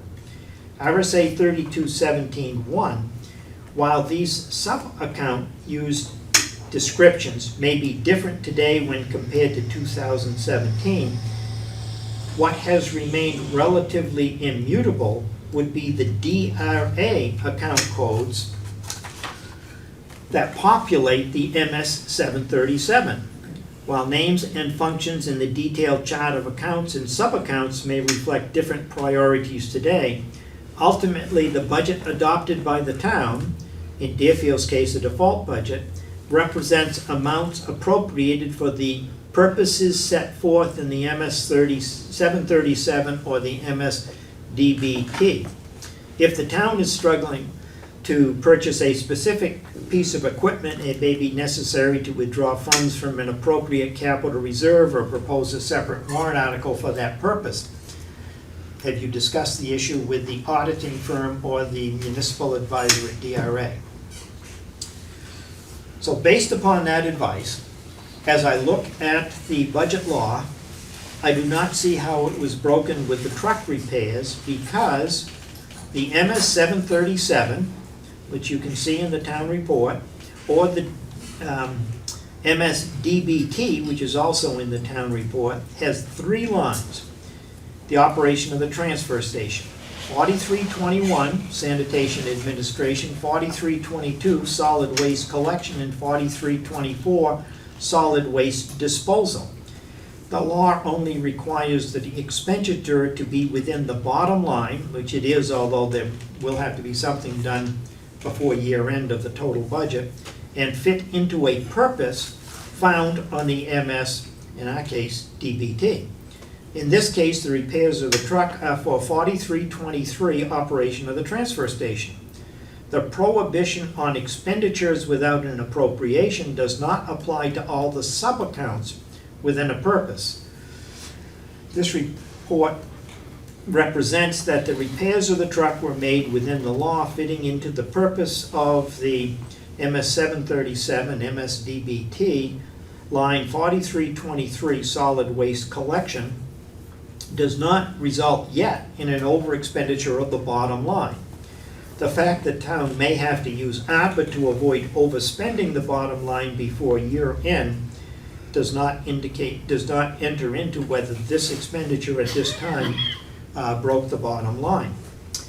Now, the use of ARPA money would also be an exception to the no expenditure without appropriation law. Well, House Bill 2, 2021, created a provision to allow municipalities to accept ARPA funds as unanticipated revenue under RSA 3195B. HB 2 allows political subdivisions to treat funds received pursuant to ARPA as unanticipated revenue under 3195B. In so doing, HB makes it clear that these funds are off the book, unanticipated for the life of the grant. These funds are in addition to the municipal budget and not reported to DRA as revenue due to the provision in that state law, HB 2. The board held the required hearing to accept ARPA on July 6, 2021. There is another related question raised by Selectman McHugh. Namely, was the expenditure in violation of the law by not properly coming from the board? Selectmen have authority only when acting as a quorum of the board taking action in a legally called meeting. Hence, one selectman does not have authority unless a particular matter were delegated to that selectman. An example of this was the delegation to the chair by the board to choose someone to prepare this report. The board has granted general authority to department heads and the town administrator to manage their departments, address the town needs for which the department is responsible. As indicated in the timeline above, it appeared the town administrator believed he was conducting the direction of the board, as is often done without a specific vote, when telling staff to take the truck to get a state inspection done. The highway agent was acting on that direction to have the truck pass state inspection. There is a lack of clarity of whether Selectman Berry did say to proceed or not. Clearly, Lucas Messenmer at Allegiance Truck thought he had authority to proceed after Selectman Berry left. Selectman Berry indicates he said he was going to take it to the board first.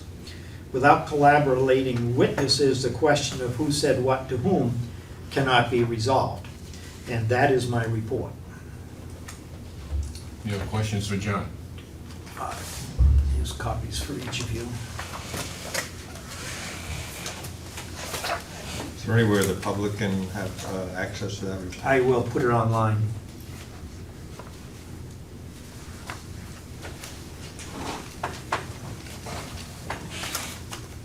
I'll put it on the select board's page. You did a lot of work, John, Thank you. but we didn't get an answer.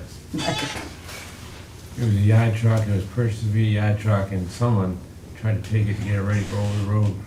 Because they're gonna save the town money. It's not right. You have been consistent that it was a yard truck. You said that at more than one meeting. And it was. Because it's for the price. Everybody knew it. And it was high price for a yard truck. We put close to 25,000 for the same thing that was 49. I remember as we discussed the purchase of the truck, there was quite a bit of discussion about what its purpose was going to be. And it was very clear that we agreed that it was going to be a yard truck only, to be used as a yard truck, meaning that it wasn't going to be on the open road. And that was specifically in the minutes of the meeting, or it's not in the minutes, it's in the video. So I really don't understand how there was confusion about what the purpose of this truck was, nor what the purpose of the inspection was. There was never any, not only does it not make sense to fix it without telling us how much it's gonna cost to make it roadworthy, there was actually a decision not to make it roadworthy. So it's not really holding water in this case.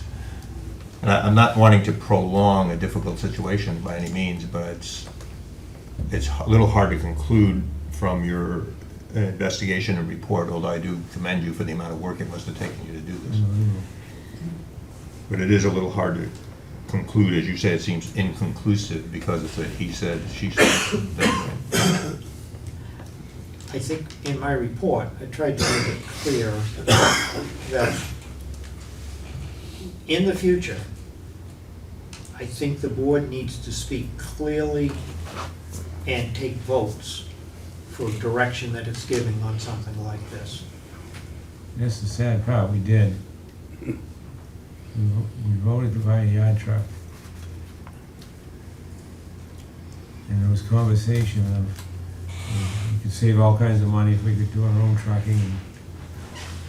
And when Cindy brought up the idea that it needed to be inspected, it was because there was a couple of cylinders, or 2 cylinders that didn't match, there was some bolts that were missing.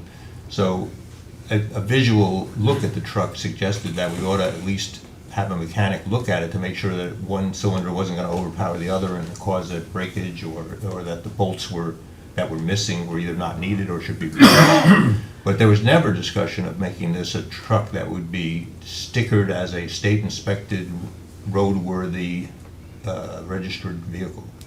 In fact, just the opposite of that was what we had discussed quite clearly in the videos. I think that's where the misunderstanding came in, is the calling for it to be inspected. Right, inspected meaning looked at by a mechanic. Now, even if it had been inspected and said, let me do a state inspection, and then I'll give you a list of all the things that would have to have happened to it to be roadworthy, right?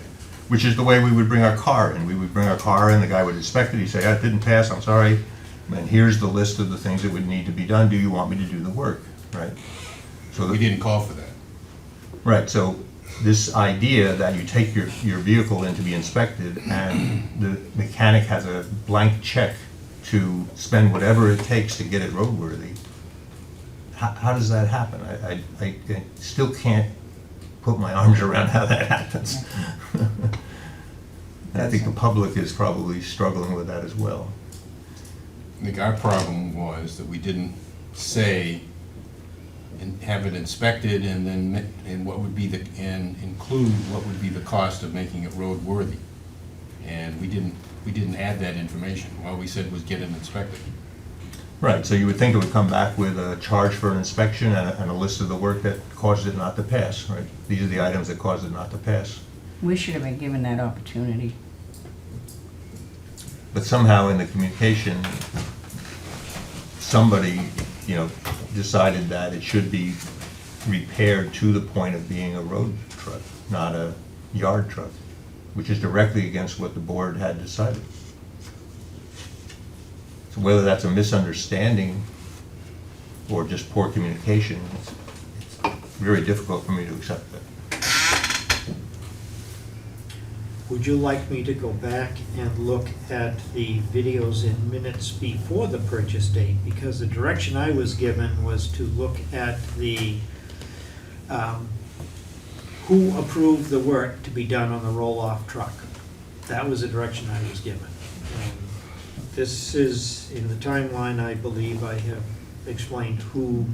Even if there hadn't been a misunderstanding and we had the truck inspected so that it could be just deemed to be safe and able to be operated as a yard truck, right? Which is really what the intent was to have the mechanic say, hey, these cylinders are okay, or no, that they need to be matched, or these bolts need to be replaced, whatever the safety concerns might be, so that the person at the transfer station operating that truck would be operating a safe vehicle. Even if that had been the case, before any repairs were made to that truck, they should have still brought that list of what the mechanic came up with, should still have been brought before us with an estimate of the cost for us to approve, unless it was below the amount in our procedures, as we have policies about certain dollar limits that can be approved by the department head within their budgets.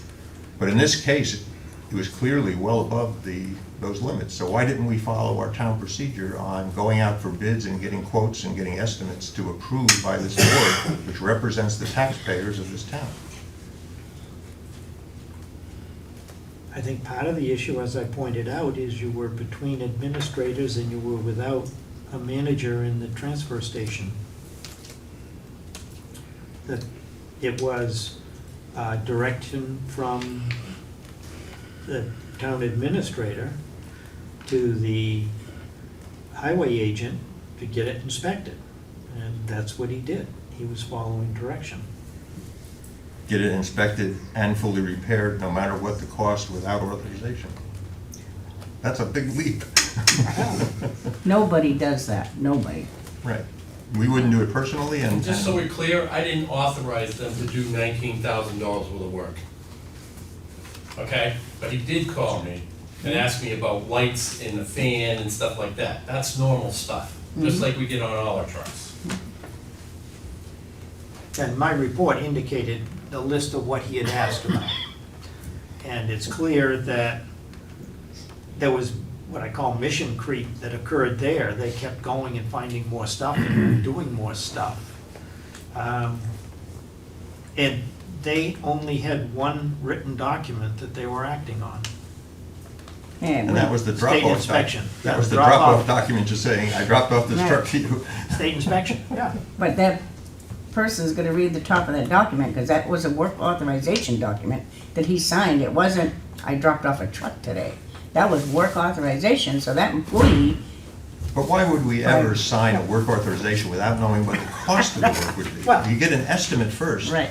And then you sign a work authorization and say, okay, we agree to this scope of work and this price. The work authorization was for a state inspection. Right. So that's what was authorized, do an inspection for us. Yep. That's what was authorized. And that's the only written document and, that and Allegiance I know had. you said the truck was there with the axles out and it was taking up space in their garage. They probably shouldn't have taken it apart to begin with.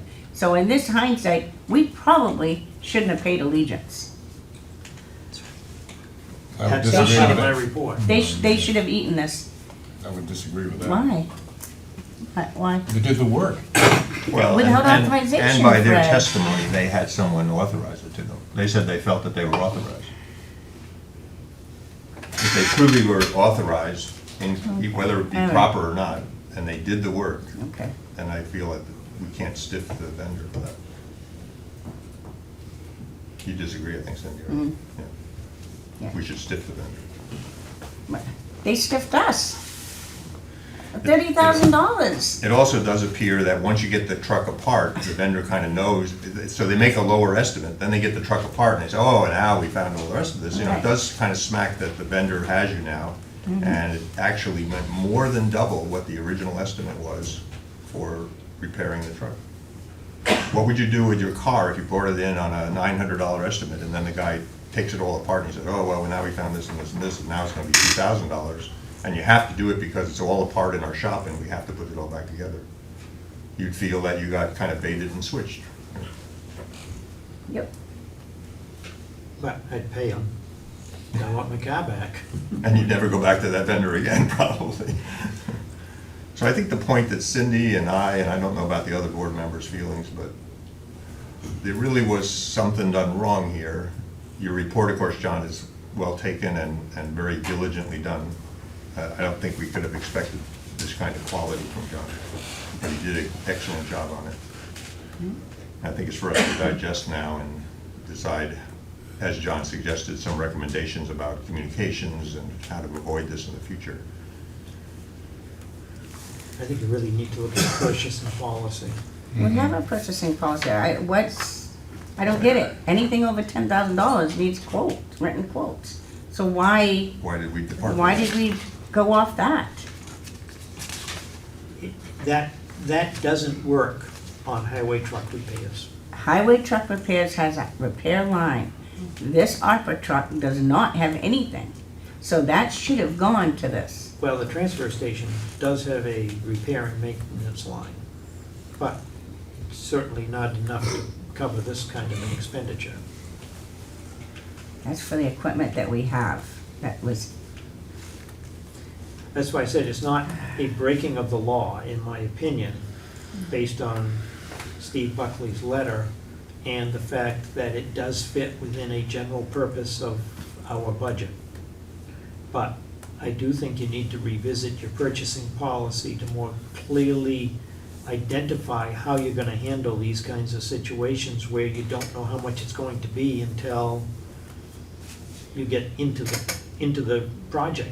Whether it's, we've had cost overrun on the furnace, we had a cost overrun on the drains when they found asbestos. We had Fortunately, line those were items. all within budgets and we were able to do it, but things like that happen. But even on the very first estimate that was made, right, it exceeded our town policy on what should be brought back for approval.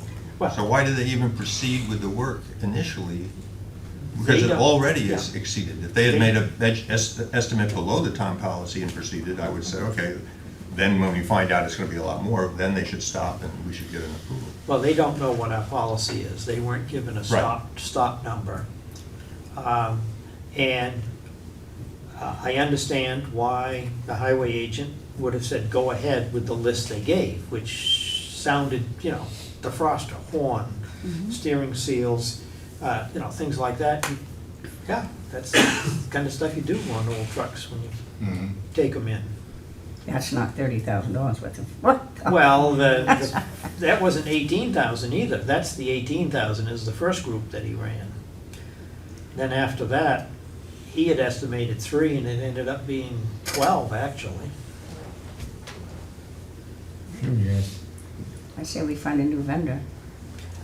You have a right to go out under, that's why I brought up the purchasing policy. There is a provision in there. You could go out for request for qualifications for who's gonna do your truck work. I suspect you'll get 2 proposals, Mahoney and Allegiance. You might get somebody else. You don't know who will respond. Then you'll have to see if they're capable of doing it. And in particular, do they have the capacity for, like on the highway trucks, when they gotta get turned around on a hydraulic issue or something, in order to plow with it the next day. Can they turn it around quick? So if we have an agreement with, let's say, Allegiance to do our town truck work, wouldn't that agreement call out the fact that there's limitations to what they can do and there's written need for authorization in writing, you know, the kind of things that you were recommending in this report? Shouldn't we include that as requirements to that vendor so they don't just say, well, we just always do it a certain way? I think that would work, but you're gonna have to delegate to your department heads, especially if there's a shortage of time, the ability to override that $10,000 number. Basically, that $10,000 number, when you're dealing with heavy equipment, say the grader or something, is not very much. But isn't that the syndrome we've been in recent years, is everything is an emergency and we have to do it, and so we just had to do it? It's like you do it and then ask forgiveness later. Well, this didn't start out as an emergency. Clearly, this started out as Cut it off in a minute. just part of an inspection. So that's my report. Well done. Thank you. Do you want me to go back and look at before June 17th when they bought it? Because some of you seem to think those meetings were important for background. Yeah, I would say go ahead and do it. Okay. But what question? We're gonna ask him to do more work, and what's the answer? What's the answers we're looking for? Well- What's the question we're asking, I guess? My understanding of the question is, before June 17th, what was the purpose of the truck?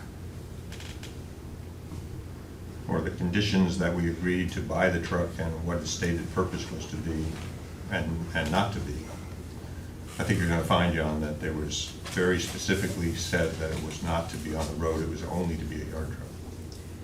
I think what I may find is that individual selectmen made those statements, but there was never a clear vote. That's what I'm expecting I'll find. Was there a clear vote? Well, in the before discussion June? to buy the truck, Right, was there there a was a- clear vote? there was a stated purpose of purchasing that truck. The vote was to buy the truck.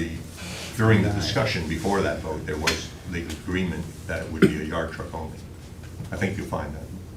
Check it, you know, my Yep. memory could be. Yeah, I'll check. I'll start June 17th and work back in time.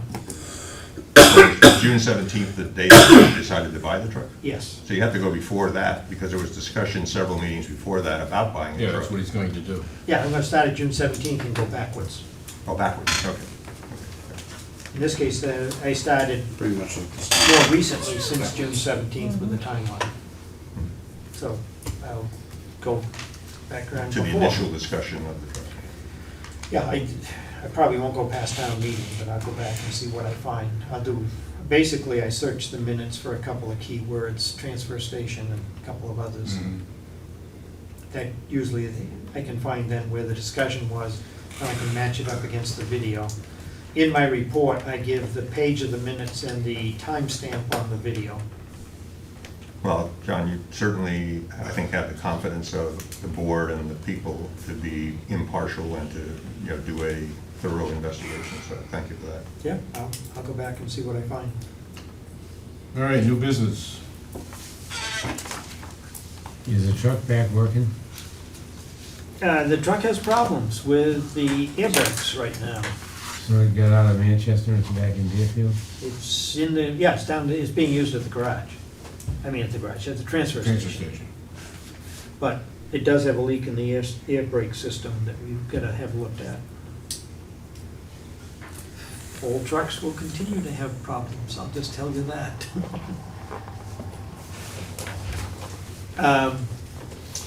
Okay to move the date of the Board of Selectmen meeting from the 15th, which is a Tuesday after the Columbus Day holiday, to avoid conflict with the Municipal Budget Committee, which also has a meeting on the 15th. So we would have the Board of Selectmen meeting on the 14th. So we want to know if that worked with the two of you. The other three said it was okay. Yeah, it's already me. Yeah. I guess the alternative would be to have the two meetings coincide, in which case we've done in the past, I think, upstairs and downstairs, but that means that the representative to the NBC would be in conflict to be in two places at once. Well, there's an additional problem. They want us to present the budget at the 15th meeting. Okay, So right. we need to finish the budget on the 14th. That would Right. be the goal, to finish the budget work from the Board of Selectmen to give the NBC. But of course, that's not the end of the process. Once the NBC works, it comes back to the Selectmen. So. I knew that Joe from Planet Aid wanted to be here because he was concerned with statements that were made about his firm last week under public comment. Okay. So, Joe is with Planet Aid. And statements were made that contradict what he had said at an earlier meeting, so. Yeah, good evening, I'm Joe with Planet Aid, and I was here 3 weeks ago and presented some different things that you hadn't heard from your recycling committee in the past. So a little background as to what happened with all of this. I understand last week that you voted on switching to apparel impact, and there was 3 members who voted, and the other 3 you weren't here, so obviously you couldn't vote. I respectfully ask that you reconsider this vote, okay? And the reason being, I'll hand these out. John, if you could pass those down. Yes. I have 5 of them. I'm sorry, I didn't know there was going to be 6 of you. I don't vote. Okay. So, to begin with, I was contacted in the middle of July by Suzanne Steele. She requested that I send her she introduced herself as the recycling chairperson representative committee for the town of Deerfield. She requested a pound report. Now, this is common among towns. Usually it happens in January because they submit it to the federal government and get some funds. So it wasn't unusual to get this request. So I did it, and I told her that it was also, we're a 501c3 charity, so we needed a new agreement signed. So I sent her copies of the agreements, okay? It wasn't until a few weeks later that she sent them back, or she responded saying that she was not able to sign those, and they needed to go to the town committee, or John Harrington, I believe. And his last day was the day I got them to him, so obviously it wasn't taken care of. Now, I didn't know, but she had invited Apparel Impact to come in and give a presentation here to you guys. Now, we've been dealing with you guys for 11 years. And when I brought this up at the last meeting, the transfer station, there was no issues at all in 11 years from the transfer station, not one. I looked back in the notes and we had 2 problems. The locks were changed on the gates. It was a simple phone call and it was taken care of, okay? Ms. Steele never once said, I want these pounds because we're considering bringing in a new vendor. Not once, okay? So finally I get a letter saying there's a removal going on. So I reach out and I ended up speaking with John and found out that the concern was that you guys had been told that we do not recycle. The only thing we recycled were shoes and something else, which was not the truth. Now, where that information came from, I can't tell you. But I can tell you, if you look on the bins, there's one right outside here in the parking lot, there's one at your transfer station, it says clothing and shoes. Same thing it says on Apparel Impact bin. Anything that is put into that bin, we were paying you 5 cents a pound. We were gonna increase it to 7 cents a pound. So I get a removal notice. I talk to John, I find out that there's been untruths told. So I asked to meet with you guys. I meet with you 3 weeks ago, put together a brochure telling you that yes, we're a local company, we're out of New Hampshire. We're a 501c3 charity, nonprofit. In fiscal year 2022, we donated $2.9 million to charities. I live in Hooksett, I'm local. My office is out of Hudson, New Hampshire. One of the facts was that Apparel Impact was veteran-owned. for a company. We're not owned by an individual, but I can tell you, we have in a facility in Hudson, Massachusetts, we have 9 veterans working. In Hudson, New Hampshire, we have 1. In Maryland, we have 4. During this summer, I received a text message on a Friday evening saying, Joe, this was forwarded to me, and it's right in there. This was forwarded to me by a friend. Great article. Congratulations. I'll see who I can introduce you to at the schools and get bins there. Why wasn't I made aware of this?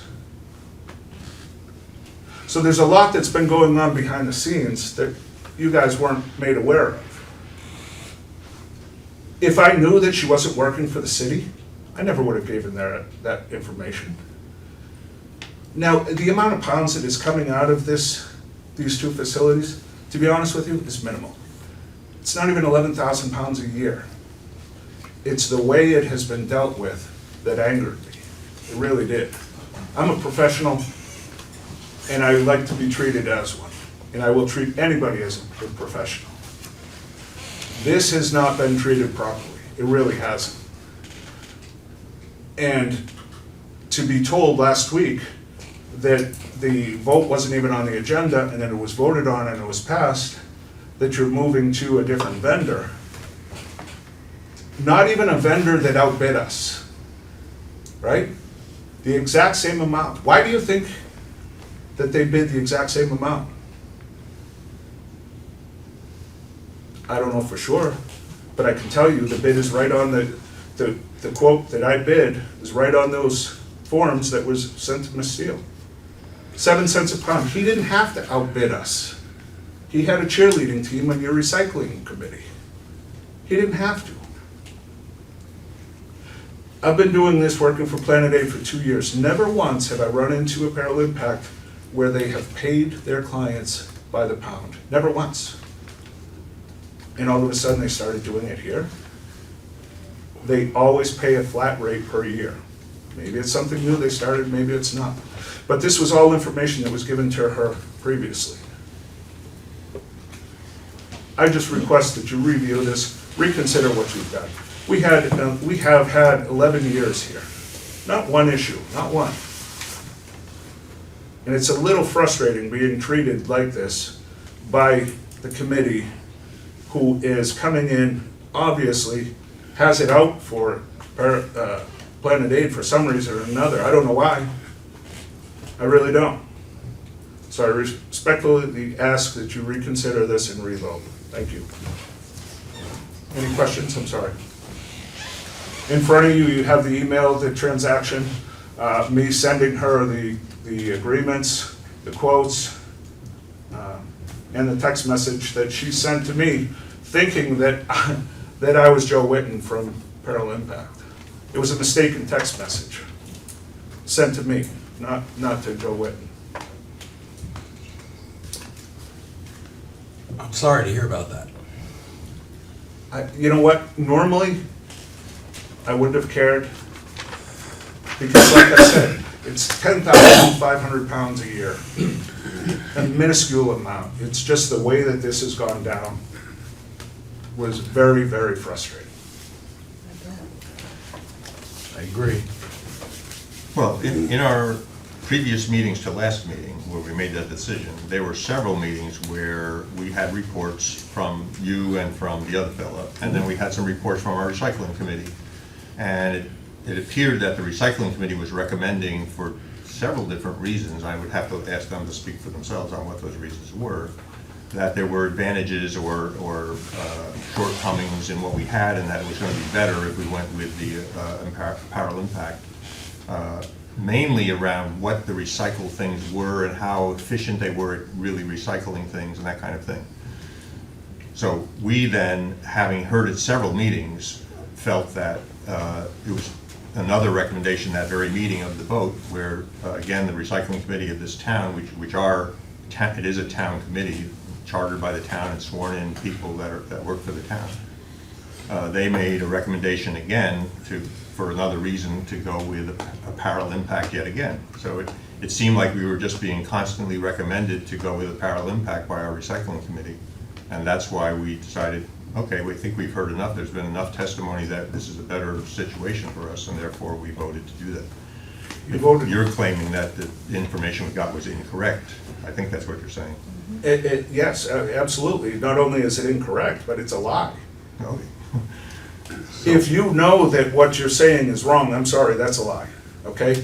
Now, all the materials, never once in that phone call was I asked, or in those emails, saying, listen, we got a problem. We heard that you don't recycle plastics. We heard that you don't recycle batteries. That never once came up, never. Well, before you call the committee liars, I think that we should have the committee respond to what they've heard tonight. Absolutely. Whether that's here, I don't pretend that they have to respond in this meeting, but, you know, we should ask the committee if they review what's happened, and they can make a recommendation that we revote what we already had voted in. And if they think that there has been some mistakes or some misunderstandings between yourselves and them, then we could consider a vote. But I would look to the recycling committee to give comment on what you brought up. Okay, the list that I gave you packages, all of you, 3 weeks ago, on that list, there was a list of items that we recycle. It was no different than the one Apparel Impact had. So what, and I said it then, what's trash for us is gonna be trash for them as well. It's as simple as that. It really is. Well, that's not the report that we got, so if that's incorrect, No, let's it's not. find out, and if You're right. it is correct, then let's find out. I don't want to presume that the committee is incorrect. Well, the information was supplied 3 weeks ago. I didn't take part in that vote, I wasn't here. But I do have questions with regard to the termination clause that you have, in that the town is required to meet the period of the contract without being able to terminate, but you can terminate within 90 days, notice to us, It's not a contract, it's an agreement. or the agreement. If you wanted to be out, I would respectfully ask for a 30-day notice. And you can, It doesn't say I'll that change here. it, I'll change that. It doesn't say that here. I will- And we could give 30 days? Absolutely. Yeah. He had told me that. And he had said that before. Yeah. And the original thing, part of the problem was that one of the agreements I had sent in, there was some confusion that it was a 5-year agreement. It wasn't. It was a 3-year agreement. We've been here for 11 years. We had an agreement for the first year. When I was doing research on this other project, I saw statements that were made at the end of the meeting in the citizens' comment that I believe directly contradict what he is saying. And that's why I think he is saying that there was a misrepresentation. And one of them is clearly not correct as to what is done. There was a statement made there which I don't understand would affect your reputation and why you would be upset. Kind of the end of the last meeting. It's on video on our website if you wanted to look at it. I will. But I think you need to address that. Well, Fred, I guess it's your discretion what we do here, but I would recommend that we just, next week, maybe ask for the recycling committee to come with a recommendation. Sure. To us, and follow their recommendation. I don't know if the chair is back there or not. I don't think it's probably right to call her on the spot without preparation. All right. But why don't we give her a week to respond to what you heard? I do think that issue has to be resolved as to how much is received, because the statement that was made before you took your vote is contrary to what is being said here tonight. So he is correct that you made your vote upon that statement, and is that correct or not? That's the issue. So we have a appointed recycling committee that's Right. been sworn in for the town to Yep. serve the town, and I think that they should respond to the issue.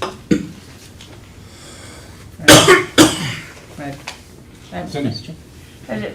Now, you're saying the statement about the shoes and whatever the second thing was, where do your clothes go to? Where do you, Same place Apparel Impact sends it. There's a clearinghouse in Atlanta, Georgia, or someplace in Georgia, and there's one in Texas. The clothes are sorted. From there, some of them are sold in the United States, some of them are shipped overseas. What is not resaleable is shredded and used as insulation. Okay. Just, I was asking. There's only a few clearinghouses in the country, there really are. They all go to the same place.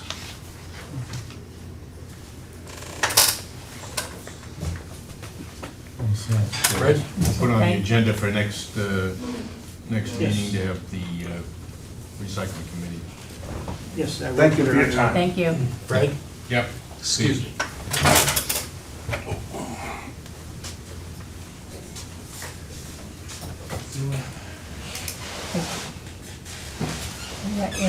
Is that your book there, sir?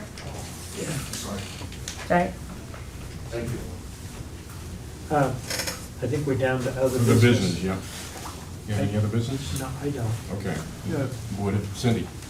In lieu of the truck thing, you're saying it's got air brakes issue. I'd like to make a motion that that truck not be moved without consent of the board. I don't want it to go back to the garage to have the brakes done on it. Well, I think we need a, I assume a brake leak is a matter of tightening a fitting or replacing a line, but, you know, I would think before we make the motion not to move it, I assume we need to have somebody look at whether it can be fixed in place. Whether it can be fixed there at the transfer station. Well, are we gonna start another cycle of $1,000 or $2,000 or $3,000 Well, because it you've goes got- back and they say, oh, well, the whole brake system. You've got $80,000 into it, do you wanna just pack it then? no, I'd like to resell it, to tell you the truth. I'd like to resell it and get out of it while we can and get some money that we can get for it, because this is getting ridiculous. We can't throw it back into Allegiance and spend another $20,000 because it needs a new brake cylinder or a new brake tank, or, you know, that's what I'm afraid of.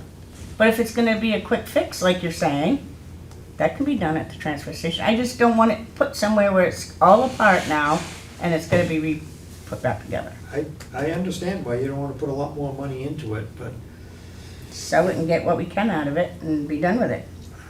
And if we did do what Cindy's saying and we sold the truck, presumably we would get more than the $49,000 that we paid for it because of the repairs that have been done, $30,000 Yeah, repair, right? it's an $85,000 We're not gonna truck. get all our money back by any means, I know, but depends we upon would if you can find a recover, buyer. we would recover most of the money, I would think.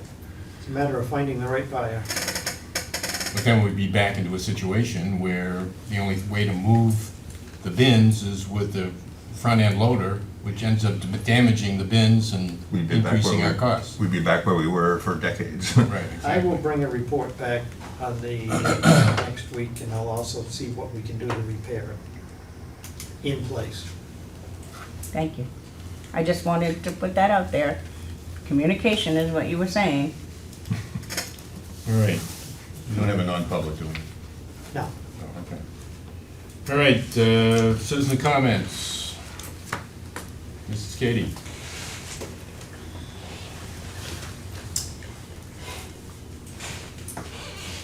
I think we need a good review by people who know older buildings on what should be done with the town hall.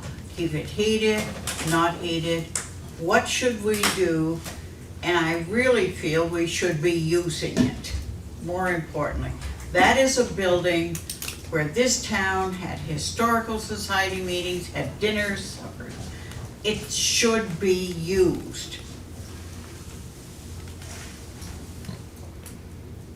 The thing on this stupid truck, and that's just what it comes down to.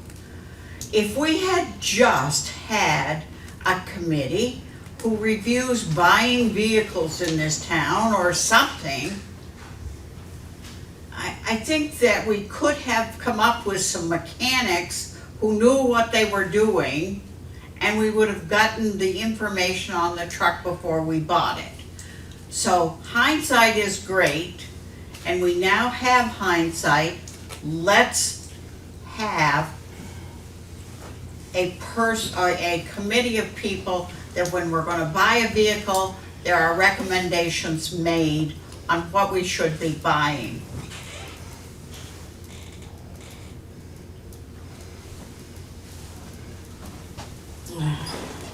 Can't read my own writing, so I guess I end it right there. I'll let you know. I'm just very disgusted with what I see, and I don't blame anybody. What I do feel is that it's time we look at how we're doing things. Oh, by the way, I know what it was.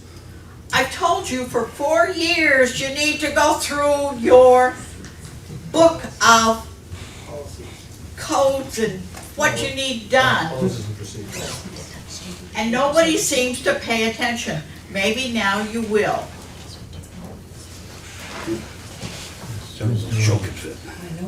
Okay, Mr. Rhodes.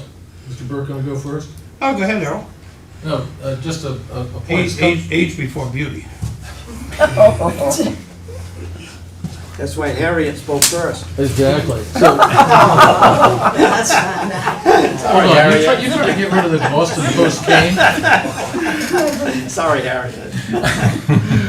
It's come up twice this evening, so I'll just make a comment.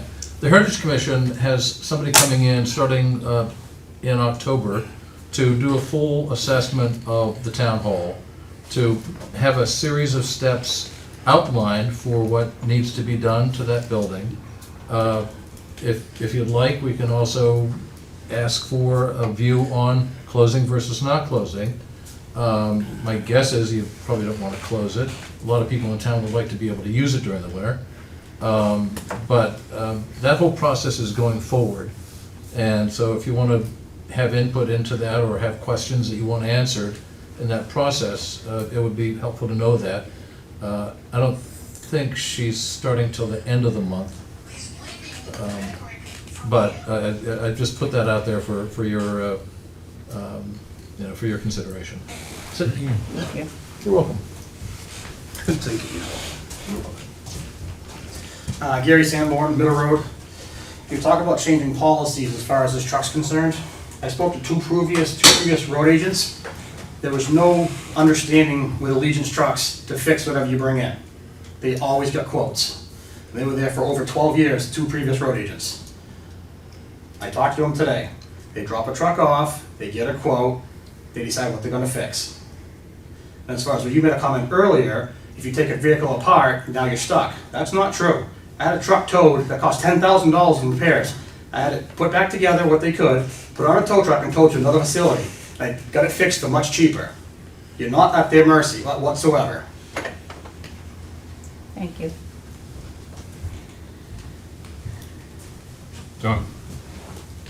Hoping I'm going last so I can be the beauty.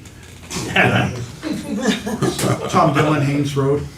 So I wanted to thank John, not for the first time, for adding these budget worksheets to the agenda. They're really helpful. And as you guys have explained to me before, when I look at previous budget, it's not last year. It may be several years ago. So when I look through these budget worksheets as you talk about them, I see a lot of anomalies, of course, between what the previous figure is and now. And not always, they don't always go up. There's some that are less. You know, it might have been one-time expenditures, or God forbid, something actually went down. So my question is, if we, in March, last March, when we had a default budget, do you go through a conscious effort to reallocate money within the lines? How is this done? Obviously, you overspend in some lines and underspend in others. Is that a conscious effort to reallocate how you want to look at that, or do you just kind of wing it and the department heads do it until somebody runs out of money, or? That's generally what ends up happening. You just pick up from what the default budget is, and when that line gets overexpended for like gasoline, because the gasoline prices have gone up in 7 years, then you have to take money from someplace else. Okay, I think you've kind of, just a quick comment, I think you've kind of lost control of your budget process. And I thought maybe until I listened to your discussion tonight, you guys had more paperwork than I did, so you could see these things. But, I don't know how you decide year to year how much to allocate if you really don't know what they spent last year or the year before. You know, you've just kind of, I think over the years, gotten a little lazy, for lack of a better term, and you've lost control of your process. And I'd urge you to maybe look at that and get it back under control. Thank you. Anybody else? Mr. Burke? Matt Burke, Middle Road. John, nice job on your report there. I originally thought the last meeting I attended, I missed one because I went to Florida, but I thought you were gonna have the chief of police do this investigation. What happened there? We ended up assigning the work to John. Is that because chief didn't want to do it, or? He felt that it wasn't a police Right. matter. No. No, it kinda should be. What happened to Steve? Get mad and go home? Can't find him. All right, so back to this truck. First off, Steve had said they had the whole rear end apart. Why they would have it apart for state inspection is beyond me. I am a New Hampshire state inspector, number 6649. The only thing you'd actually pull the wheels, pull the drums, to look at the brakes, to look at the S-cabs, to look at the air cans. You don't need to take the rest of the rear end apart. Nothing in there means anything for state inspection. So I had to have it apart. Number two, anybody who's got a half a wit would know to get an estimate before anything's done. Just because you said do a state inspection doesn't mean repair the freaking truck. Right? Makes sense. And why somebody would authorize, what was the number, John, on the first set of repairs? 18,000. 18,000. Who gave this person authorization to do so? Does he work for the transfer station? No. But I'll tell you this. If I didn't have an estimate in hand of what this was gonna cost, and I actually believe it's a law, you have to provide an estimate, I would have never agreed to pay that bill. Especially with nobody's signature on it, saying, do this for repairs. And I think by paying that bill, you're all wrong. John, do you have a printed copy of your report? Yeah, I got extras. Because I think this has gone too far. I'm gonna forward this to the county attorney. I think she ought to do an investigation to see. I'll have it online if she wants to see. To see, electronically. let her check and see what kind of BS is going on in this place.